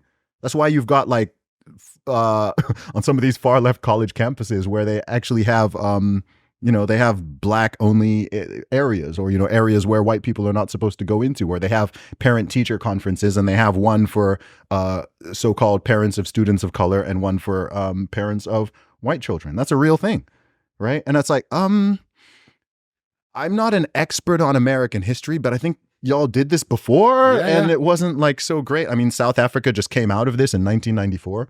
I went to South Africa twice last year, and it was quite interesting to see some of the, you can sort of feel some of the vestiges of that, but also just to talk to people, especially older people, people in their 50s, 60s, who grew up with apartheid, and be like, man, like, what was it actually? I'm curious, like, what was it like? Because to me, it's such a foreign concept, right? I can't imagine I can't imagine actually like living in a place where it's like, this is the whites only place, this area is for the blacks, this area, like, it's so antithetical to everything I believe in the way that I grew up that it sounds bizarre to me. And 1994, like, it's not long ago. That was in my lifetime. I remember as a child, I didn't know what apartheid was, but I remember when it fell. I remember on the TV them talking about it. And like, I didn't really know what it meant, but I was like, oh, okay. But now I'm like, man, 1994, 30 years ago, people were still like overcoming that garbage. And it's like, is this where you want to go back to again? But yeah, the idea that colorblindness is somehow racist, or that one of the most I hate so many of these narratives that it makes me passionate. I haven't actually spoken on some of them for a while. I think one of the things I dislike the most about the woke basket of ideas, I'm using the term woke as shorthand because I think people know what I mean. I'm talking to the basket of whether it's critical race theory, critical gender theory, the transgender ideology, cultural Marxism, this whole basket of ideas. Everyone is either an oppressor or, the oppressed type of narratives. One of the things I find most insidious about it all is that it weaponizes and hijacks human compassion. Yeah. So if you think back to that strange sort of BLM summer of 2020, they prey upon people's compassion for sort of destructive means. Firstly, to grift and, take millions of dollars and use it to embezzle. Yep. But most people want to be good people, and they want to be seen as good people. And most people in our modern societies, thankfully, actually do care about racism and want to stamp it out. They do care about police brutality and want to stamp it out. They do care about sexism and want to stamp it out, and homophobia and all these other isms and schisms, unfair discrimination, mistreatment of people. That's a compassionate thing to not want that and to want to stand against it. So when you come out there and you say that, okay, hey, white people, if you are not explicitly anti-racist, it's not good. What they say, it's not good enough to not be racist. You must be explicitly anti-racist. You must be working to dismantle capitalism and abolish the police, and minimize yourself while maximizing this other group of people. Or you need to actually treat your black friends differently, and you need to see race. And you're telling people that hey, to be a good person. Not good. You've been running on colorblind for decades. No, that's wrong, Aubrey. You need to see race, and you need to start training, right? Like they're drilling that into people in schools, in colleges, whatever. And so that's what it results in. All of a sudden, people are walking around, like, even with their friends they've been friends with forever, people they're playing basketball with, and they're like, do I need to like do this differently? Do I need to consider this? Do I need to think about that? And it just makes everything awkward, and everyone's walking on eggshells, don't know what words to say. No one's trying to offend everyone. And it's like, this is the opposite of what you need. What you actually want to do is for these, again, treat people as individuals. And then all of this stuff just sort of fades into the background. It's always there. Like, colorblind is a bit of a funny term because it's not like literally true. Like, we have eyes, we see what people look like, but seeing what someone looks like, you want it to fade to the level, as I said, like eye color.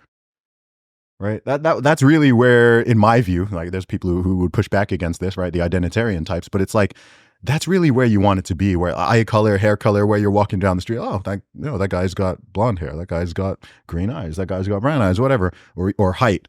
Like the way, like no one's going to like treat someone different because of their eye color or their hair color. Like the thought of even doing so is absurd.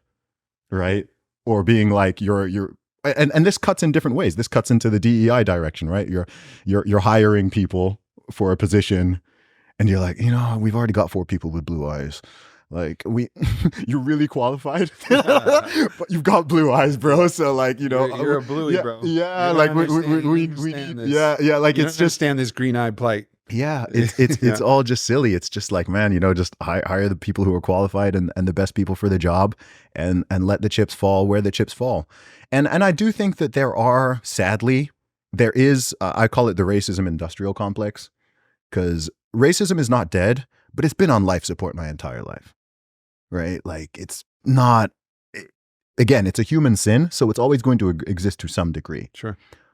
But it's been on life support for ages, and there are people just there with the metaphorical defibrillators, just trying to bring it back. And there's an industry around it. There is a whole racial grift industry where people make money by nonstop fanning those flames, reopening old wounds, constantly talking about things that happened before any of us were even born, not so that we can learn from them and not repeat them, but to make people feel either guilty or that they are still right now oppressed, and to have some type of animosity or resentment towards people who look a certain way because people who looked a certain way centuries ago did something bad to someone who looked like that. Like it's crazy. Like I don't know much about my family history beyond my grandfather, right? Great grandfather. My family's from Nigeria. I would wager just on statistics, I am 99% certain I have an ancestor somewhere, a great grandfather, great uncle somewhere who did some heinous crap. Yeah.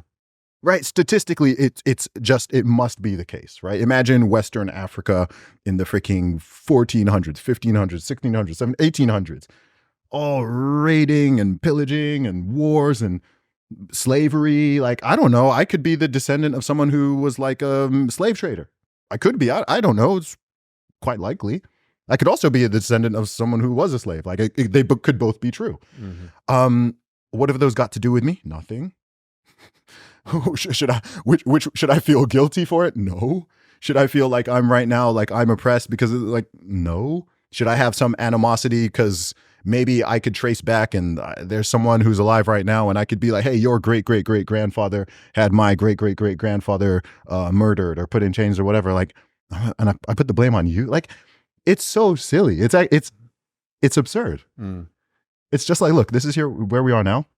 It's very good to know history. We should all be not trying to diminish it or pretend like these bad things didn't happen or whatever. But the idea that you put the blame on people who didn't even exist at the time when it happened and who didn't do any of those things, that you blame them now. If a 37-year-old bearded bald black man in Miami runs out right now and does like some terrible thing, and then they come and arrest me, people would be like, that's not him, bro. Like, that's not the right guy. And everyone would recognize that, hey, that's an injustice. They're like, well, he's bald, he's 37, he's black. You'd be like, wait, bro, but that's not the guy who did it. Yeah.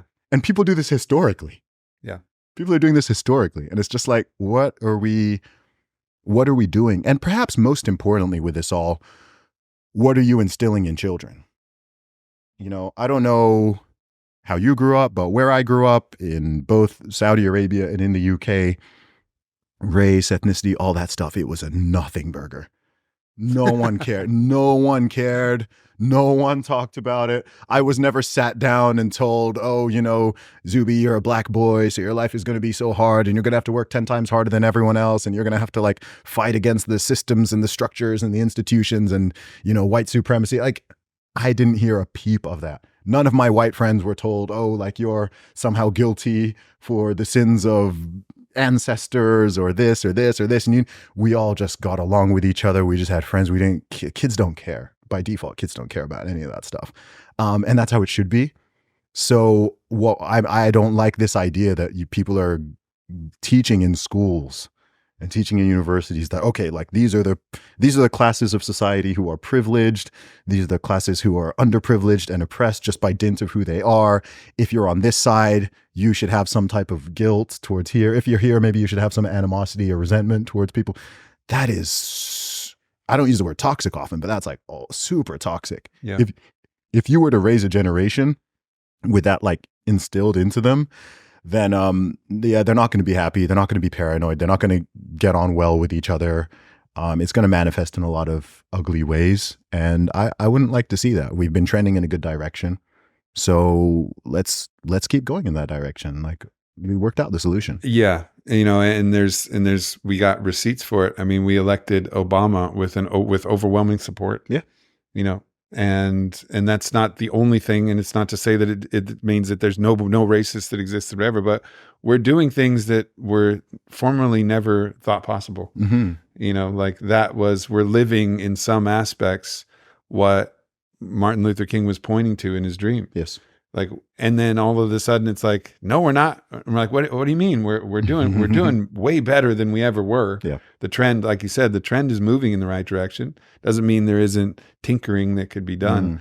But it's interesting now because now, conversations about reparations are coming up. Mm-hmm. And so I wanted to get your thought on that as well, because I really appreciate the way you think of things both from an economic standpoint as well as a psychological standpoint as well as a sociological standpoint. And so, just curious to hear your thoughts on this conversation. Yeah. I'm going to put a caveat here, and I'm going to say, obviously, I am not a Black American. I'm not even an American. I am British and Nigerian. So I have no dog in this fight, but I'm just speaking here as a logical thinking person. I think when it comes to the concept of reparations, I would say there are at least 3 big considerations and conversations. I think one would be, let's say, the moral case. I think one would be the how much and what does that look like case. And I think the third would be, like let's say logistics. Who pays it? Who does it go through? Whatever. So when it comes to the moral case, I think I don't have a super strong position on this. I think one could make a moral case for or against reparations, right? I think that the moral case might be the strongest for someone to make a case and say, okay, look, all of these things happened historically. There is a moral case that there should be some type of restitution for this, right? Particularly if you're considering the things that the government did and was complicit in, right? Not even individuals, just like, okay, on a governmental level, these things happen. There's a moral case for this. Where I think it gets really even more tricky is, okay, so how do we quantify this, right? How do we quantify this? Are you talking money? Are you talking like property? Are you talking something to do with education, investment in certain communities? Like if someone's even saying reparations, it's like, okay, well, what do you mean? Is this giving people checks? Is it like, what does that even look like? And how much? Like, how do you quantify how much suffering? Let's put this economic, I don't even know what that math would look like. Yep. And then the third part is, which is kind of linked to the second, was like, okay, even if you had that, is like, okay, well, like, what are the logistics? Who's paying it? Who does it go to, and who's paying it? And those are not even easy questions, because you can't trace, like, obviously no one who is here regardless of their color right now in the US, besides like actual like modern day human trafficking, like no one held slaves and no one was a slave. All those people are dead. Right? You'll be able to work out some people who descended from who, whatever. But even if you work out the descendants thing, that doesn't mean that this person who descended from a slaveholder owns this person who descended a slave, because number one, like none of y'all were even alive.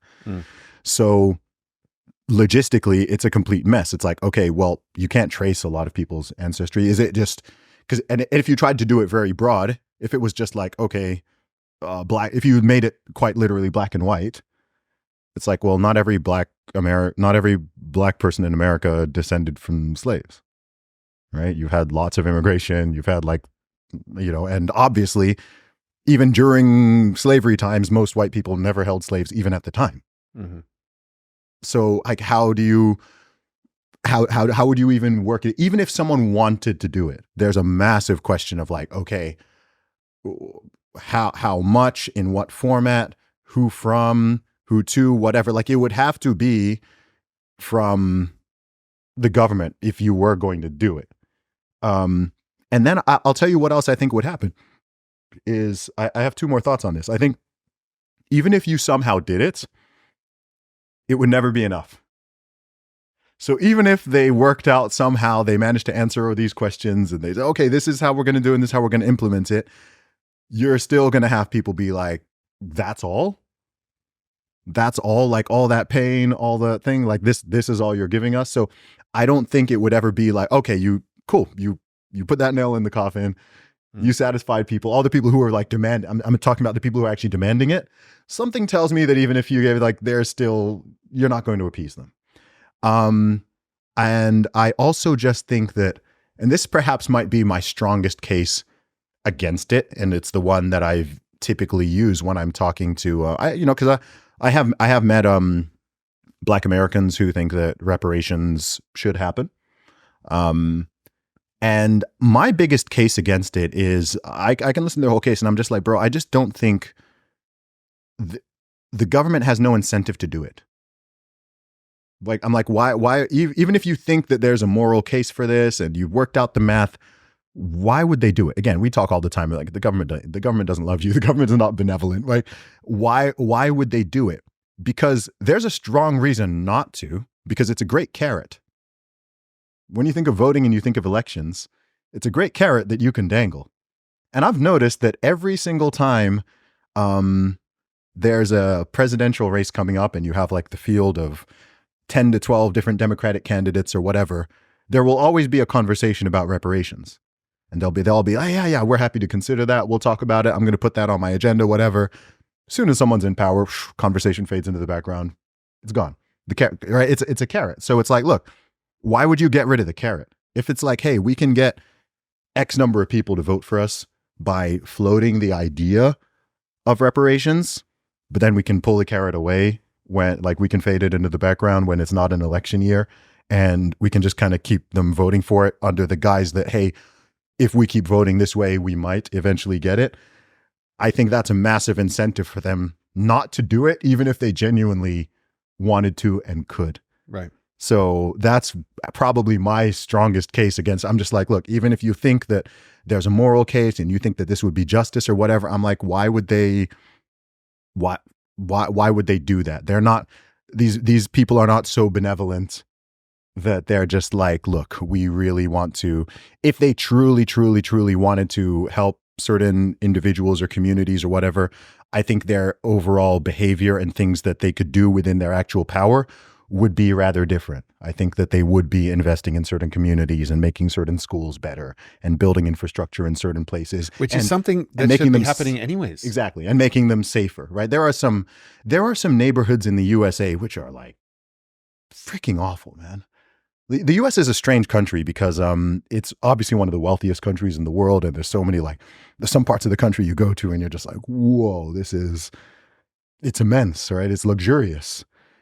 And then there's places where you're like, this is fourth world.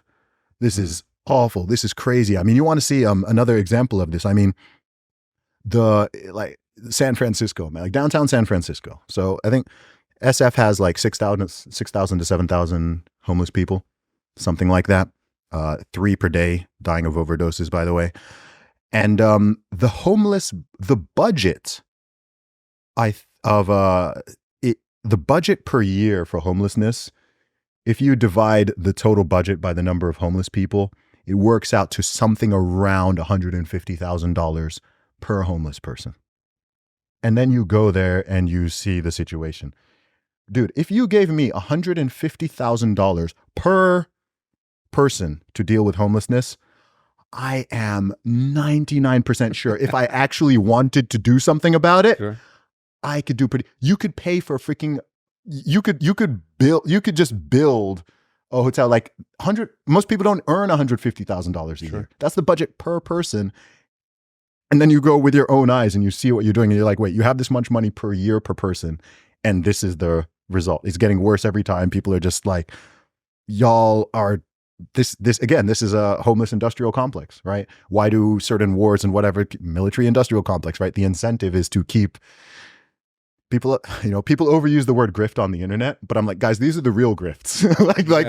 There are people who are just profiting off of these problems continuing to exist. People are like, why don't they just stop the wars? I'm like, they don't want to stop the wars. They don't have an incentive. Why don't they clean this place up? Why don't they sort out the homelessness? I'm like, because sadly there are people who make money off of this prison situation. Industrial complex. Exactly. With, all of these different complex, big food, big pharma, all of these different things. It's not only an incentive not to, it's an incentive to continue in this process. Yeah. I mean, obviously, like, I 100% agree that these atrocities need sincere apologies, obviously, at the first step. And then actually functionally, how do we actually benefit not a specific group of people, but all people who are suffering and all people who are hurting?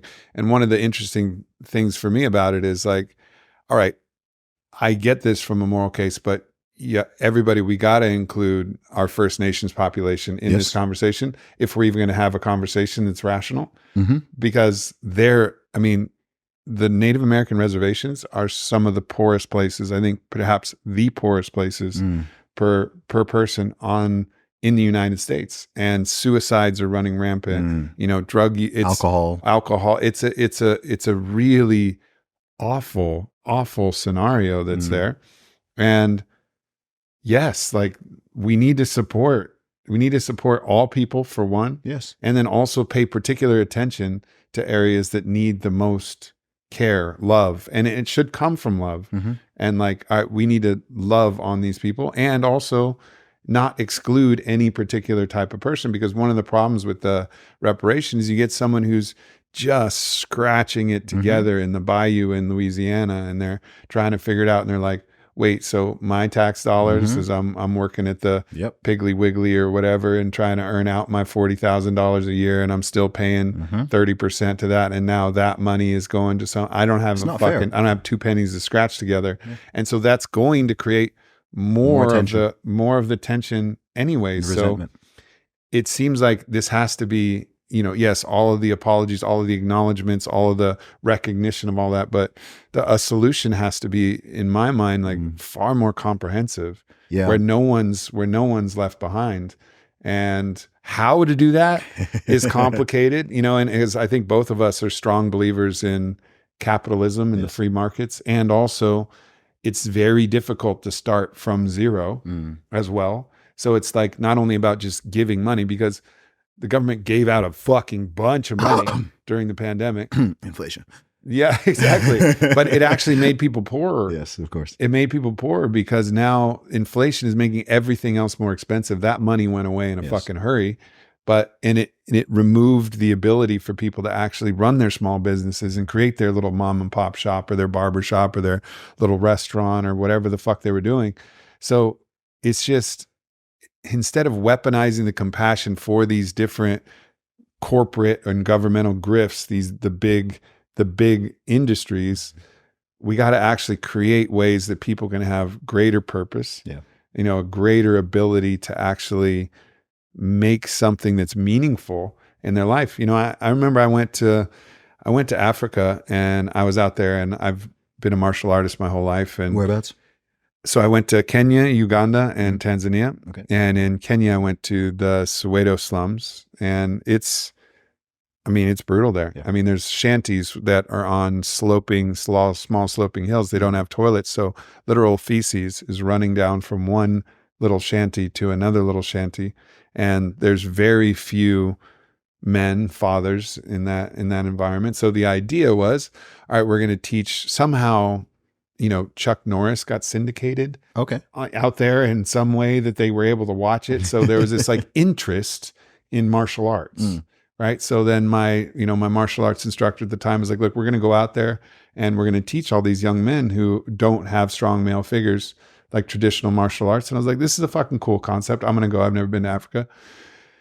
And I went there and it was a beautiful experience. I learned a lot of different things. One thing I learned is that these people who had nothing, soccer balls where the actual like rubber plastic that's on the outside of the ball was actually worn out, and all was only the interior with maybe 1 or 2 squares left on the ball. They would play with that ball all day. We brought like footballs and stuff, and they were like so stoked. And the joy that I saw in the people was remarkable. That's something that I'll never forget. It was like the joy, even in this absolute brutal abject poverty, what made a huge impression on me. But one of the other things I noticed was that we met with a lot of different people, and the best and the brightest of the Africans that we met with, and of course this is a generality, but the best and the brightest that we met with, they were not focused on the entrepreneurial, ventures that they could get in. They were focused on how to get grant money. Okay. Right. So it was like, because there's such an influx of grant money that's going out to Africa to support it, which of course we care, people care. And this is privatized money. And of course there's governmental money, but it was far easier to become wealthy if you could siphon grant money than it would be to actually create something that was helpful for the community that could actually do it. So our attempt, which came from a beautiful place, this compassionate place, to give money, was actually not serving, because it was taking a lot of those people who would have, without that option, become entrepreneurs, created community, different models, found ways to, create, something they could put up on Kenya's Amazon or whatever fucking thing that they could do that would allow like actual sustainable, instead of like give a man a fish, teach a man to fish, this kind of concept. And so it made me realize that even our best intentions do not always have the intended results that we're looking for. And so, and another thing I learned too is, if you really look at what seatbelt laws have done, of course, seatbelts save lives. Well, if you look at the analysis, it saves the lives of the driver, but people wearing seatbelts are more reckless when it comes to driving in pedestrian areas because they're not afraid. So more pedestrians get killed when they instilled seatbelt laws. Milton Friedman talks about this. So the intention is beautiful, and I still wear my fucking seatbelt. But nonetheless, like, we're not always just actually looking at the consequences of what our good intentions mean. And I think this is a universal. It's like they say the road to hell is paved with good intentions. And I think that's true. A lot of all of this is coming from good intention. And I think that's actually a clue how we get through this mess, is to recognize that even all of these people, for the most part, even though some parts of their mind can get twisted and they want to be more important and more special and more valuable and more right than other people, a lot of it is people's goodness. And a lot of it, but we actually have to look without those blinders on. Okay, what is actually going to happen? Of course, we want to support the people who've been hurt. Of course, we want to do what's right. Of course, we want to help the world in the best way possible. But how do we do it? How do we do it in a way that works? Yeah, and this is an age-old question, man. Laws of unintended consequences. As Thomas Sowell said, there's no solutions, it's only trade-offs. And a lot of things have unintended consequences. I mean, I think one of the most fascinating examples of those was like how the introduction of the birth control pill and reliable contraception increased the number of unwanted pregnancies and increased the number of out of wedlock births. And so people assumed it would do the opposite, but because it made more people more loose and promiscuous in their sexual behavior and less discerning, it actually had the counter effect. This happens all the time. It happens with welfare policies. It can happen with anything. So yeah, I think look, I think a useful heuristic for human behavior, both individually and collectively, in terms of its predictive power. I've had people who think that I'm able to like predict things like some type of prophet or whatever, and it's really not. I'm just very observant. But when I want to see how something's going to play out, I tend to just try to think deeply about incentives, right? And whenever there's like a big question, whether it's socially, culturally, politically, whatever it is, and you want to know, okay, why is it the way it is? You typically find the answer just by looking at what the incentives are, right? And thinking it through for all the different parties who are involved.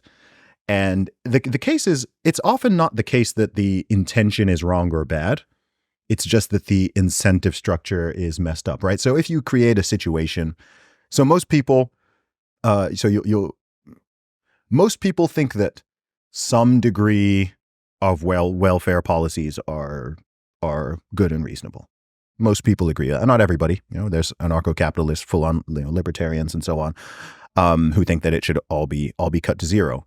But the idea behind that is, it's like, okay, but then if you execute it in a way, it's common in many countries, where you can have a situation where you are better off not working than you are working, right? If you were to go and get a job, you'd actually end up making less money than you get from sitting at home and just collecting handouts from the government, which is really other citizens' tax money.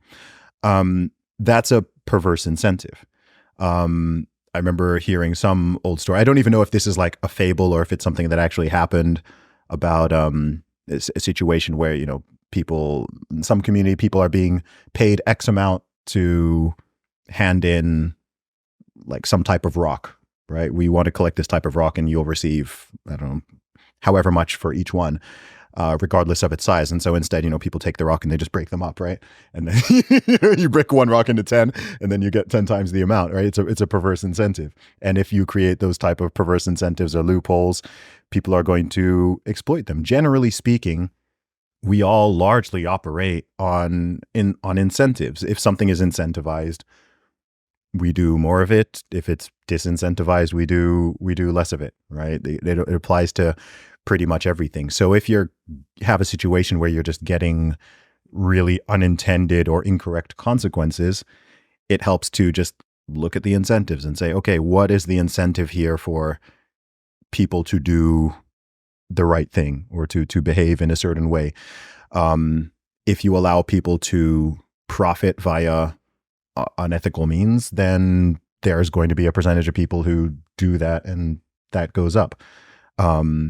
If you disincentivize something, you're typically going to get less of it. It's like, man, to me, it applies to so many things, because I see conversations where, these could be about lots of things. A big conversation I see happening recently, and have talked about on numerous podcasts, is where, a lot of people are concerned about the sort of male-female gender dynamics these days, whether it's dating, it's marriage, it's family formation, whatever the case may be. And it's like, why are people, doing this or not doing this or whatever? And it usually just boils down to incentives. It's like, okay, well, look at the incentive structure, right? This type of behavior is rewarded, and this type of thing is punished or made very risky. So you get more people going this way. Sure. You can rewind to a certain time. It's like, okay, the incentives are structured this way, and most people are going to, you'll always have people who deviate, but most animals, not even just human beings, like it's largely just incentives. And it's one of the huge problems with, it can be a big problem with massive corporations. It can be a big problem with governments and so on. You don't need to be a quote unquote conspiracy theorist or go all the way down the rabbit hole on certain things. You can just look at what the incentive structure is. Especially when it's to the tunes of, billions of dollars or massive amounts of power and influence, people are going to take it. So I don't know how you fix the political system, but how about you try to minimize perverse incentives? And how about you try to maximize good ones? How about there's some type of incentive for actually fixing problems or keeping your promises or sorting certain things out, and you're certainly not incentivized to do the opposite. Yep. Right? If it were the case that whoever the committee is that's in charge of dealing with homelessness and drug problems in San Francisco or LA, they should have all been fired ages ago, right? Like in any other, in any private entity, if you are operating that poorly, right, you do not keep your job for up to a year. Like you are gone. But these people are like, they're just staying there, and they're just every year they're getting their budget, they're getting their budget. And I'm like, well, the problem here isn't, because some people are like, oh, they just need more money. I'm like, no, I've already explained, they've got more than enough money, clearly. The problem is they're not incentivized to fix the problem. It could even be the situation that if they fix the problem, they're then out of a job. Well, the prison industrial complex is a great example. Okay. Right? The goal of a prison, in my mind, should be to rehabilitate the prisoners so that the recidivism rate goes down, so that they commit less crime out there in the world, right? For sure. I mean, and I understand that there's some idea, okay, they need to be punished, whatever. I think there's, I lean more punishment. Right. But all right. And fair enough, you know, at least for violent criminals. Of course. And sometimes that punishment can, and I'm not even opposed to the death penalty in certain circumstances. I think there's a place where you forfeit your life. And that's an actually important thing. You can't go in and slaughter a family, rape and slaughter a family and not forfeit your life. I'm not even saying that, but I'm saying for the most part, the goal should be when you get out of prison, and some people you can't let out because they're just too dangerous. They're too dangerous. And I fully understand that. But overall, the goal should be you go to prison, it's already a punishment, but the idea should be that when you get out, you are no longer going to commit any more crimes and hurt any more people. That has to be the goal. Yes. Right. But that's not how the incentive structure is, because the prisons get more money the more prisoners that they're in there. So they have no incentive to genuinely rehabilitate the prisoners and keep the recidivism rate low. Yeah. But if you switched the incentive structure and each prison was competing with each other based on how many of their prisoners went on to commit another crime, just switch the incentive system. Guess fucking what would happen? All of a sudden, they'd be having fucking Tony Robbins coming to speak at all the fucking prisons. They'd have different programs that came in that identified like the whole field of logotherapy, which came from Viktor Frankl, and the importance, the necessity of purpose, and you know, the ideas of how to go from 0 to 1, and all of, like, you get Simon Sinek in there, you get fucking Seth Godin in there to talk to him and talk about how to become an entrepreneur and how to. They would start bringing those people in because they would know, like, oh shit, our prison's going to win this. And maybe there's even a bigger prize, the best prison. Almost like private schools. Exactly. Right. So you switch that incentive and all of a sudden there's less crime, you know, generationally throughout that, and more people who are contributing positively to society. That's one that's like so easy and obvious. If you just switch the incentive, you switch the result. Yes. And it doesn't mean that there's all of a sudden that there's no life in prison. There's none of that. Both of those can work in hand, but you just switch the incentive system around and you get a wildly different result. Yeah. And I think that there are things that can be done in any area where a relatively small change has incredibly disproportionate results. So I just saw this recently, and I actually was Google searching it the other day to make sure it was legit, because I saw something saying that 1% of the population commits 63% of violent crimes. So 1% of the population, which isn't really surprising because the vast majority of people are law-abiding and nonviolent. Sure. So 1% of the population is doing that. And if after the third, and so these are people who are serially violent. And if you were to imprison someone after the third incident, you would cut overall violent crime by 50%.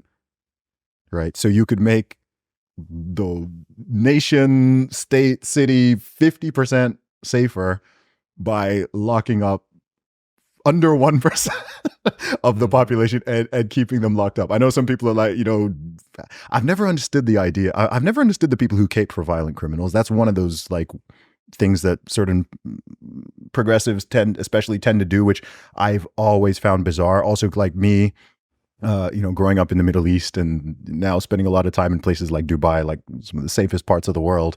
And they're just like, they do not tolerate violent crime. Like you cannot go around assaulting people and robbing people and murdering people. Like, no, like they're just no tolerance for it.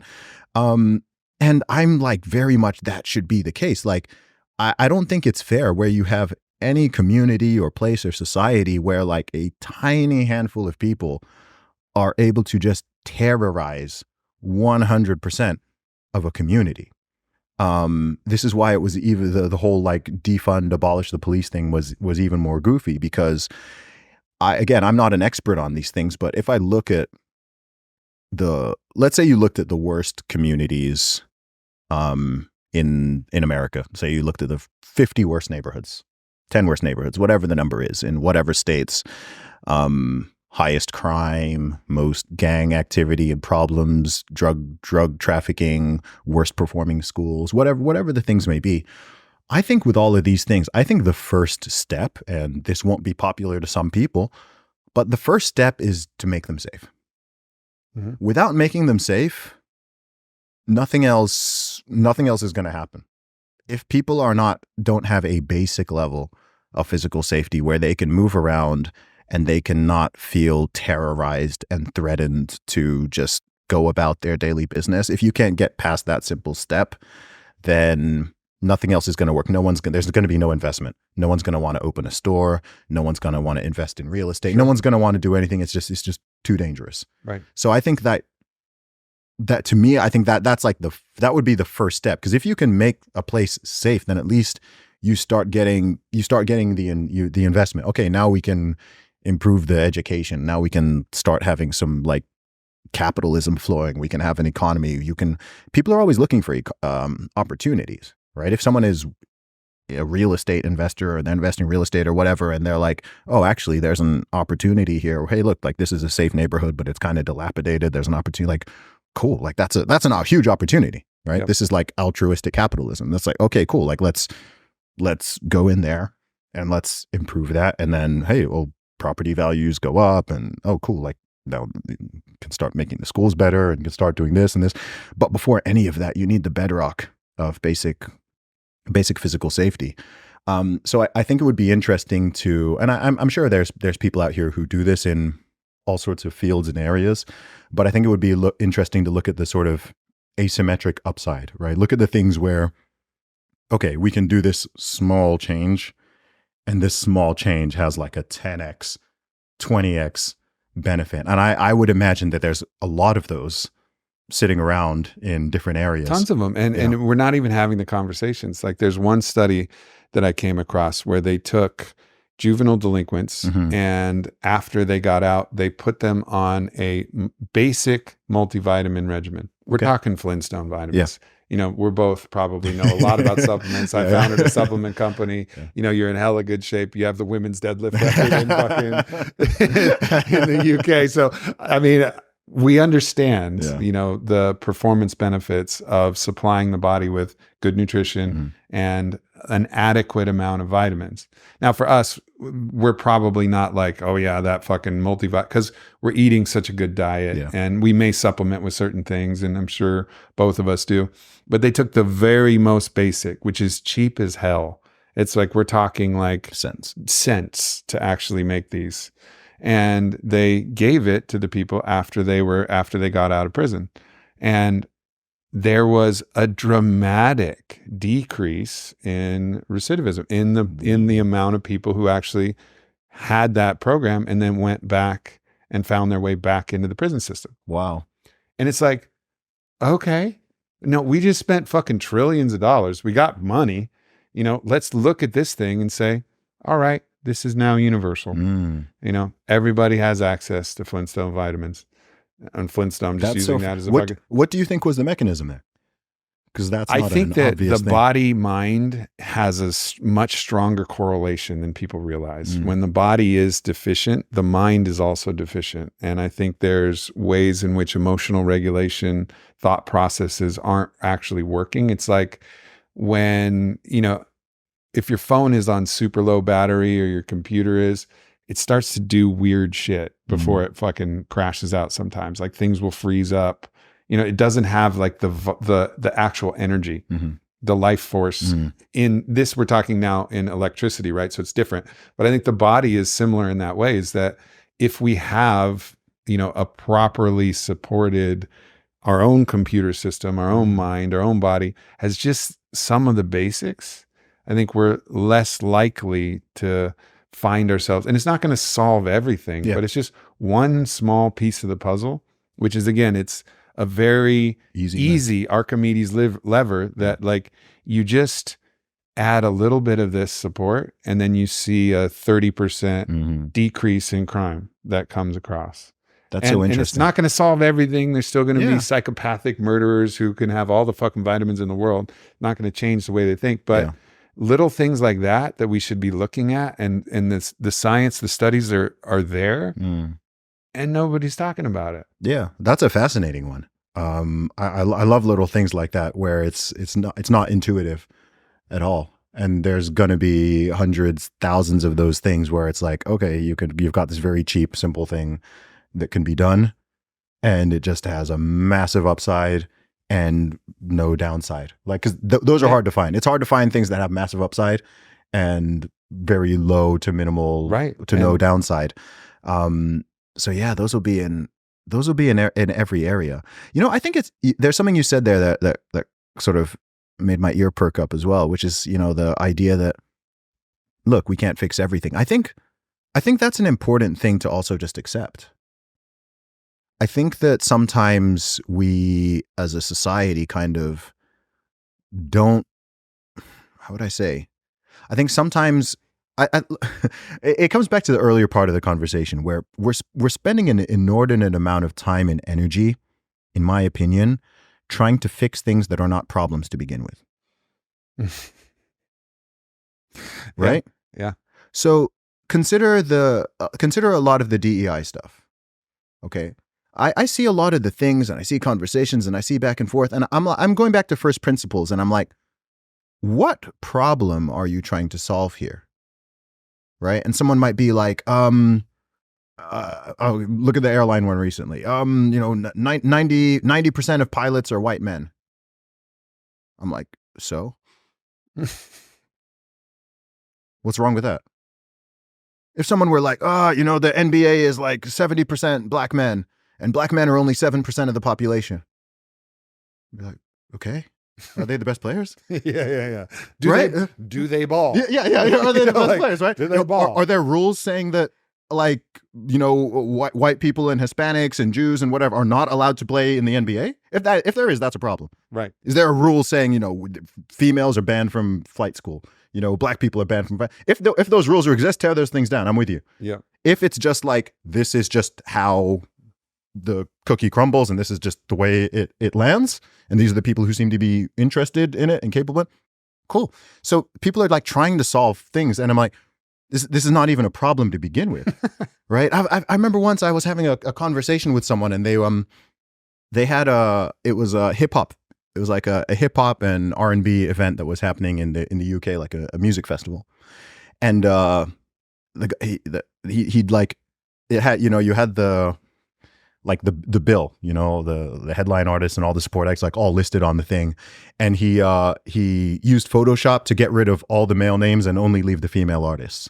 And it turned out that, like only 15% of something of the artists on the bill were female. And he was like, talking about how this is, a terrible thing and more needs to be done, for gender equity and so on. I was like, dude, it's a hip hop festival. I was like, how many female rappers can you name?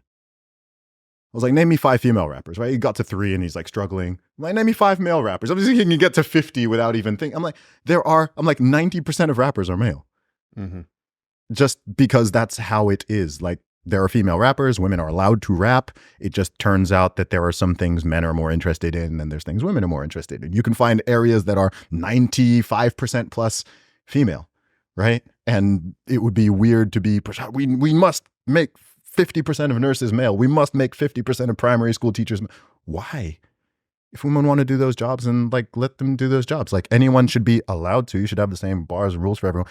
So like there's all this inordinate enemy. Think of like all the schemes, how much money it's costing, all of the energy in both pushing it and the countermeasures pushing back against it all.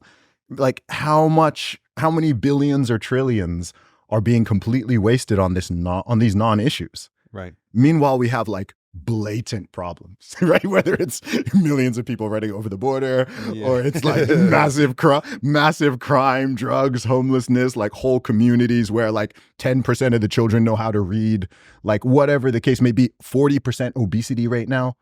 For the first time in US history, the life expectancy is dropping. It's dropped. It's gone from 78 to 76 for men. Or is that even just average? It might even be lower for men. Like that's the first, I'm like, no one's even talking about that. The life expectancy is dropping. There's a penalty, like countries like the UK, Canada, Australia, similar countries to the US have 5+ years life expectancy on them. Shouldn't be the case, right? Why should my country have a 6-year higher life expectancy than this one, right? Like, shouldn't we be talking about that? And what's interesting, I learned this recently, is even if you factor in things like obesity, the U.S. still has a couple year penalty in terms of life expectancy that's unexplained. That's not explained by various factors. So if you took like a man or a man or a woman from let's say Canada or the UK and the USA of like equal health markers or so on, or you took like communities of those people and you factor in obesity, smoking, all these lifestyle factors, the ones living in the US have lower life expectancy.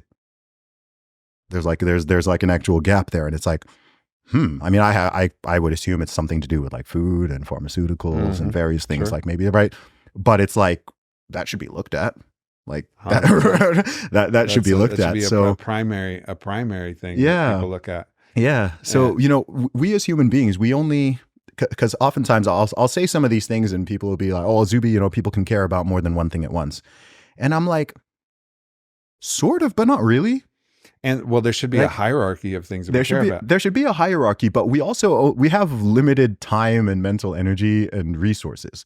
Like it is actually kind of hard, at least at scale, to care about 10 different massive issues at once. It's hard to care about Russia. It's the way, look at the way like the whole Russia-Ukraine thing has faded recently. It's still going on, but something else came and sucked the energy and the headlines and the emotional, like literally siphoned it away, just like Russia-Ukraine siphoned away from all the pandemic stuff, right? So yeah, we can care about multiple things, but not totally. When there's so much hype that's put on, one or two issues, then the other ones kind of fade into the background because people stop talking about them. They're not in the media. You're not seeing them on social media, whatever it is. Like there's so many things that are going on in the world all of the time. So whatever you bring to the forefront and you focus on, people are going to care about it. And if it's something that's asinine and, just doesn't really matter. I had an interview yesterday. I was on Talk TV in the UK with Piers Morgan. And we'd been talking about like mental health and some of the big, problems with big pharma and what they're pushing and whatever. That's how the conversation started. And then the next topic was about some of the director and primary actress in the Barbie movie not being nominated in their respective categories for the Oscars. And I was asked my opinion, and I was like, honestly, I don't care. I don't care, right? Like why, as in of all the things we can talk about, like we've been talking about like a real issue and like hashing it out and whatever. And then I'm like, that movie sucks. I'm just like, that movie fucking sucks. I'm just like, whatever. Like, I could pontificate on this, but like, I don't even feel like it's worth my time or energy or the audiences because we've just got bigger fish to fry. Yeah. I'm with you, bro. And we're running, I could talk to you forever. We're going to have to run this back. There's one thing that I wanted that really I thought it was really interesting to see this. It was in a tweet that you made, and I think you reposted it to Instagram. And you were talking about the mental health issues that pertain to suicides being far more prevalent in men than women, and how actually the number one cause of death in certain countries and cultures for a young man is them taking their own life. And a lot of the conversation is, okay, well, it's because, men aren't talking about their problems. And you said, and that's kind of like taken as like, well, yeah. But you were like, actually, this is a gynocentric perspective about that. So I want to like, this is your idea that came to me. And because on face value, you could say, all right, well, yeah, that makes sense. Women do talk more about things than men. And this is actually not just a theory. There's a statistic I read where women speak somewhere between 5,000 to 6,000 words more. No, men speak 5,000 to 6,000 words on average a day. Yeah. And women speak 15,000, men speak 5,000 to 6,000. Yeah. So it's a 300% increase in the amount of words that women speak. Nobody's telling women to speak more. And this is not something that's necessarily indoctrinated. Yeah. This is actually an inherent thing. It's natural. It's wild. It's what happens. So naturally men are going to be speaking about it less, but we're applying this as like, this is the reason. And yes, it is good for men to talk about things. And yes, it can be helpful, but we're trying to, it was just really interesting for me to think like, oh, fuck, maybe you're right. Maybe this is actually not the issue. So yeah, go into kind of where your thinking came on that. Yeah, sure. Well, when I use the term gynocentric there is, I think that a strange thing in the modern West is I think in the push for equalism and fairness and anti-discrimination, we've somewhat overcorrected into the realm of everybody is just the same, and that we're just these sort of genderless blobs, and men and women are just interchangeable, boys and girls are just interchangeable. There are not fundamental differences between the sexes. It's all a cultural construction. Yeah, all socially constructed. It's all about how we're raised and whatever, and that is false. Men and women have lots of similarities. We're the same freaking species. But the differences are extremely important. And the differences are not just physical. It's not just, more muscle mass, taller, broader shoulders or whatever. The way we are mentally wired is also different. And the things that we seek, again, lots of overlap, but there are differences. And anyone it's a fascinating thing because it's sort of denied at the high level. But in day-to-day life, just growing up, growing from a boy to a man, from girls to a boy, there are so many differences. Go to a nursery and see the way the boys are behaving, 3-year-old boys are behaving versus 3-year-old girls, right? Look at teenagers, teenage girls versus teenage boys. We're going to really pretend the way they socialize is the same and their interests are the same. Like they're very different. And as you've said, women are, the fact that young baby girls like generally learn to speak earlier than boys do, and they talk more, whereas with boys, like they if you move something in their peripheral vision, they're quicker to like look at it. Like there's, even as babies, before any socialization, there are differences in the way they behave, because baby boys get hit with testosterone in utero, and so I think that with a lot of these things, because of the unwillingness to kind of speak about each sex separately when we need to sometimes, it's all kind of just lumped together. And it's just like, okay, well, these things are good for women's mental health and these are their needs and this is the way they're feeling. So for men, it's just the same, right? So when people just say, oh, men just need to talk about their problems more, I think they're applying, hey, well, girls and women, this is generally how they keep themselves emotionally regulated and sane, and these are the things they care about, and this is how they socialize. So it's just exactly the same for men. Again, there's some overlap, right? Men should not be should not isolate ourselves and bottle absolutely everything in and so on.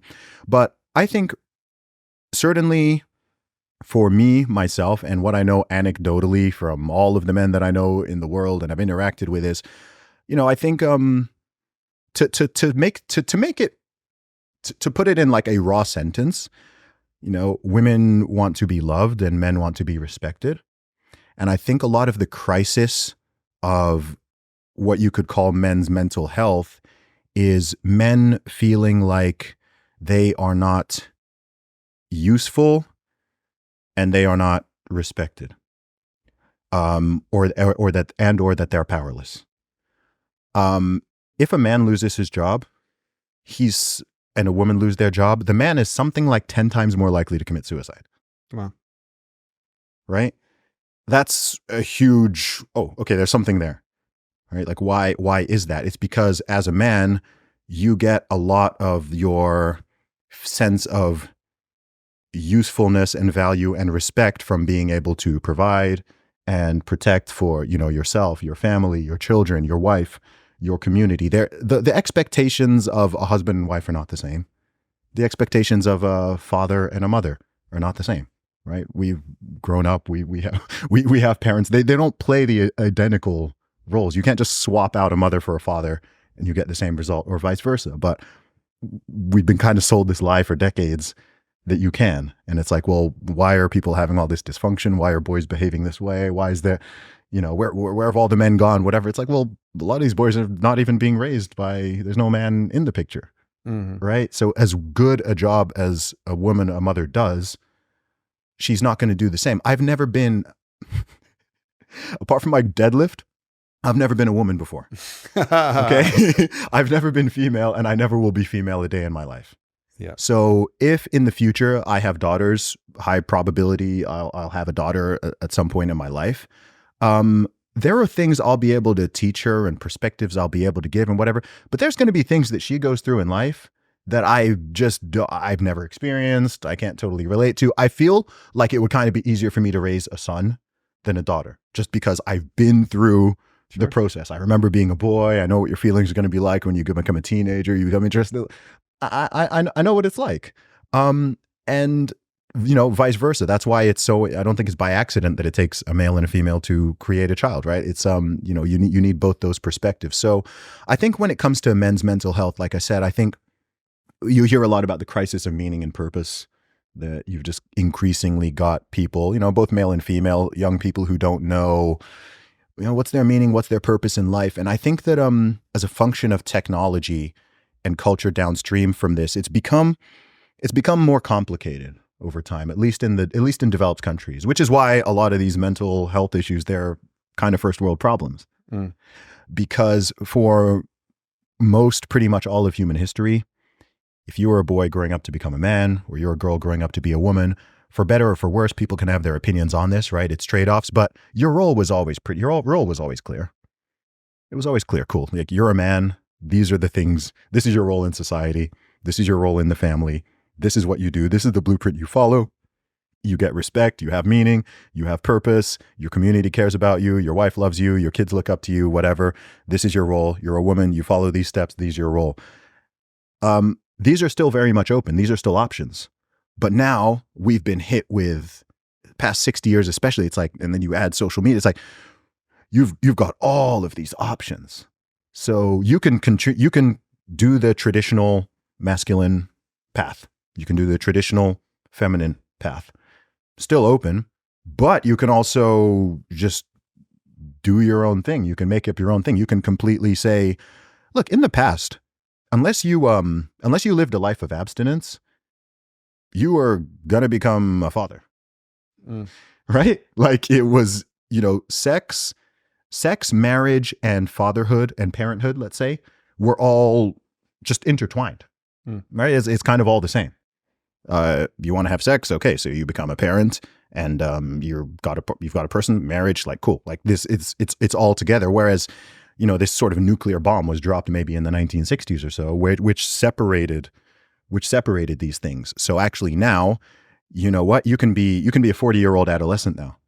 You can be a 40-year-old man who is essentially still in sort of an adolescent phase. I think adolescence probably used to be like 1 or 2 years. Like, people used to go from boy to man really quickly, right? The idea that you've got this period of just teenagers, young adulthood. Like, in the past, it was kind of like, you're a boy, you're a man. You're a girl, boom, you're a woman.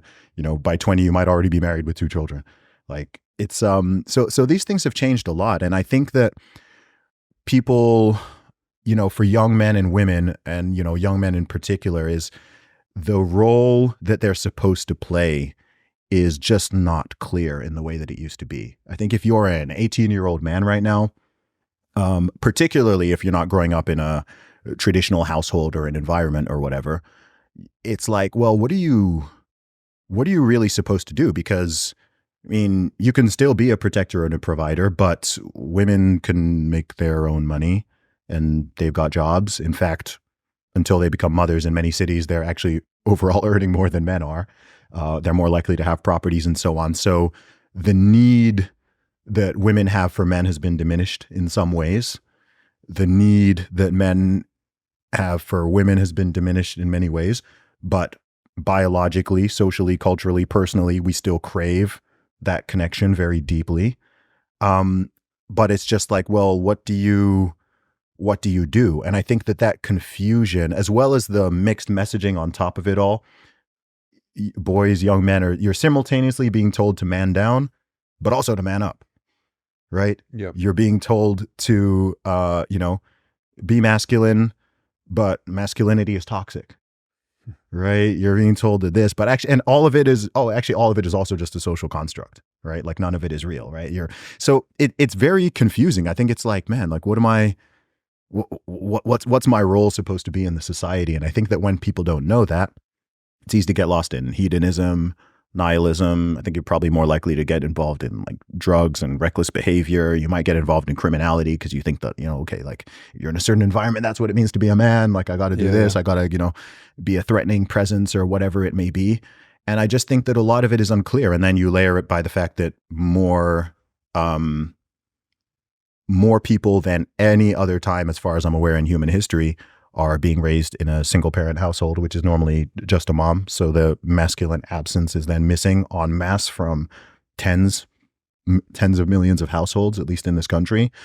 And I think that's where you naturally get some type of crisis. I think you need to, I've said before, and I think this is an important point. I have a theory that men are always building or destroying. I don't think it's true of women. If I look all through human history, if I look around the globe, if I look at people's behaviors, men are always building or destroying. It manifests in different ways. But it's just, you're creating, you're constructing, you're making buildings and skyscrapers and machines and all this, or you're knocking them down because someone else built them, or you're coming in with swords or guns or whatever it is, you're blowing things up. So I think with masculinity, the testosterone, the competitiveness, the aggression, that can be channeled in such a healthy, positive, society-building way. It can also be channeled and has been channeled in incredibly destructive ways, right? Virtually all school shooters, mass shooters, they're almost all young men between, let's say, 15 and 25, raised typically without a father or with a very weak father. They might also be on some type of drug or whatever. It's a very specific demographic. It's not young women going out there doing that. Nearly 100% of the time, it's a young man. We talked about suicide. Men are something like 3 to 4 times more likely to commit suicide. So that masculine energy, it can manifest in very different ways. Like with ourselves as individuals, we have that energy, we have that feeling, we've had it our whole lives, and we do our best. All right, let's build something. Let's build a business. Yeah. Let's make some art. Let's build a community. Let's build a podcast. Let's have conversations. Let's discuss ideas. Let's go to the gym. Let's lift weights. Let's get jacked. Let's whatever. These are all positive ways to channel it. Positive and creative and pro-social ways to channel it. You could take that same energy. All right, let's wreck some stuff. Right? Let's wreck some stuff, or let's wreck ourselves. Yeah. Right? It doesn't have to go outwards. It can also go inwards. If you're denied the ability to express it externally, it starts to express internally. Yeah. It starts to go internally. And I don't think that there's a neutral. Even if you lay in bed all day long, that's not neutral. That's destructive. Yeah. You're going to be pointing all of that aggression inwards. Your muscles start to atrophy. Your brain starts to conjure up strange thoughts. I just don't think there's a neutral. I think you're creative, you're building or you're destroying. I think you even see it on the internet and social media, right? I can't help but notice, like 95% of like all of my haters are men. Right? Like I don't have female haters. It's men who are like, this guy is like building something and doing things. So instead of me going out and being, building and creating my own thing, let me just attack the people who are doing it, right? Let's go attack this person. Let's go attack that person, whoever you're seeing.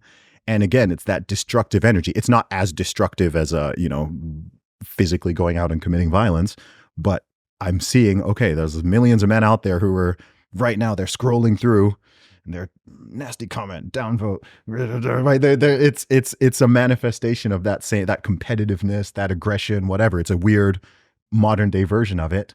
But to me, it's like that same energy. And I'm just like, bro, if you took that time and you're spending 3 hours a day hating on people on the internet, that's 20 hours a week. Like, what if you spent that time, like spend half of it in the gym and spend half of it working on a business or a project? Yeah. Right. I assure you, as soon as you start doing that, you're going to find you feel less inclined to go and start trolling people and hating on people on the internet. And you might actually find, oh, like this is where you get your social value for. Coming back to the same thing. What do men really want? We want to feel useful. We do want to be respected. And we want that meaning and purpose. And if you pull that away from someone, then I think, yeah, that's when you're going to seriously hurt his mental health, because no man wants to feel like he is useless and that he's not getting any respect from society, community, other people. It's going to be hard for him to even respect himself. Yeah. I think it's just how we're wired. There's some crossover there with women, but with women, it's not the same. Women, the female desire, generally speaking, is not to, a woman doesn't need to have a job and provide financially in terms of resources or whatever it is to feel like she's valued and is useful and is, it's just different. It's different. It's different. And, I think people use the outliers and the exceptions to try and prove that the aggregate is not what the aggregate is. Yes, there are certain men or certain women who are the exact, who are the outliers and the exceptions to this, but the exceptions don't disprove the rule of what is actually seen in the aggregate. Yeah. There's some men who probably speak 20,000 words a day. Of course. And they're the outliers. And like, well, what do you mean? This guy's talking all the fucking time, sure. Yeah. But like, let's look at the aggregate. Yeah. I call that the obsession with exceptions. Yeah. The obsession with exceptions. It's like you're trying to have a conversation or discuss an issue and someone always wants to, but I know someone who like, I'm aware there's 8 billion people in the world. Amelia Earhart. We're all wired differently. Totally. She was awesome. Of course. Fucking right around the world. Exactly. You fucking go, girl. And you're free to pursue exactly, what you want. And that's it. It's just like creating an environment where people are free to pursue their own inner dreams and what's actually true to them, and not have anybody tell them, because it's generally this way, it has to be this way, but also to be aware, like, all right, like these are the things that are happening and moving that are real. I think that I've summarized self-awareness as knowing when you're the rule and knowing when you're the exception. Well I think that's when you know yourself well. And I think sometimes people think that in most things, you're probably the rule, just by statistics. Right. But I think sometimes people think that they're the exception in absolutely everything. And then they go on and find a lot of failure and misery because they realize, oh, actually, maybe I wasn't quite, maybe all those billions of people who came before me weren't like totally wrong on everything. I'm not as much of a special snowflake as I thought. Yeah. Indeed. Zuby, my man. It's a fucking pleasure, my man. No doubt, bro. Appreciate it. Man. Absolutely. So, obviously, you have music on Spotify. Yeah. You got a podcast with some amazing guests. You're on all kinds of different. Is there anything else that you'd like to point people to? I know you got a book as well. Yeah, I've got 2 books. I have a book called Strong Advice, Zuby's Guide to Fitness for Everybody. So that's available at teamzuby.com. I've also got a children's book called The Candy Calamity, which is available at candycalamity.com. And then I'm on all social media at Zuby Music, ZUBY Music. So just search that and you can find and follow me. Fuck yeah. No doubt, bro. Really appreciate it, man. Yeah, man. That was epic. Thanks, everybody. We love you. We'll see you next week. Thanks for tuning into this video. Make sure you hit subscribe. Follow me at Aubrey Marcus. Check out the Aubrey Marcus podcast, available everywhere. And leave a comment. Let me know if this video resonated or what else you would like to hear from me in the future. Thank you so much.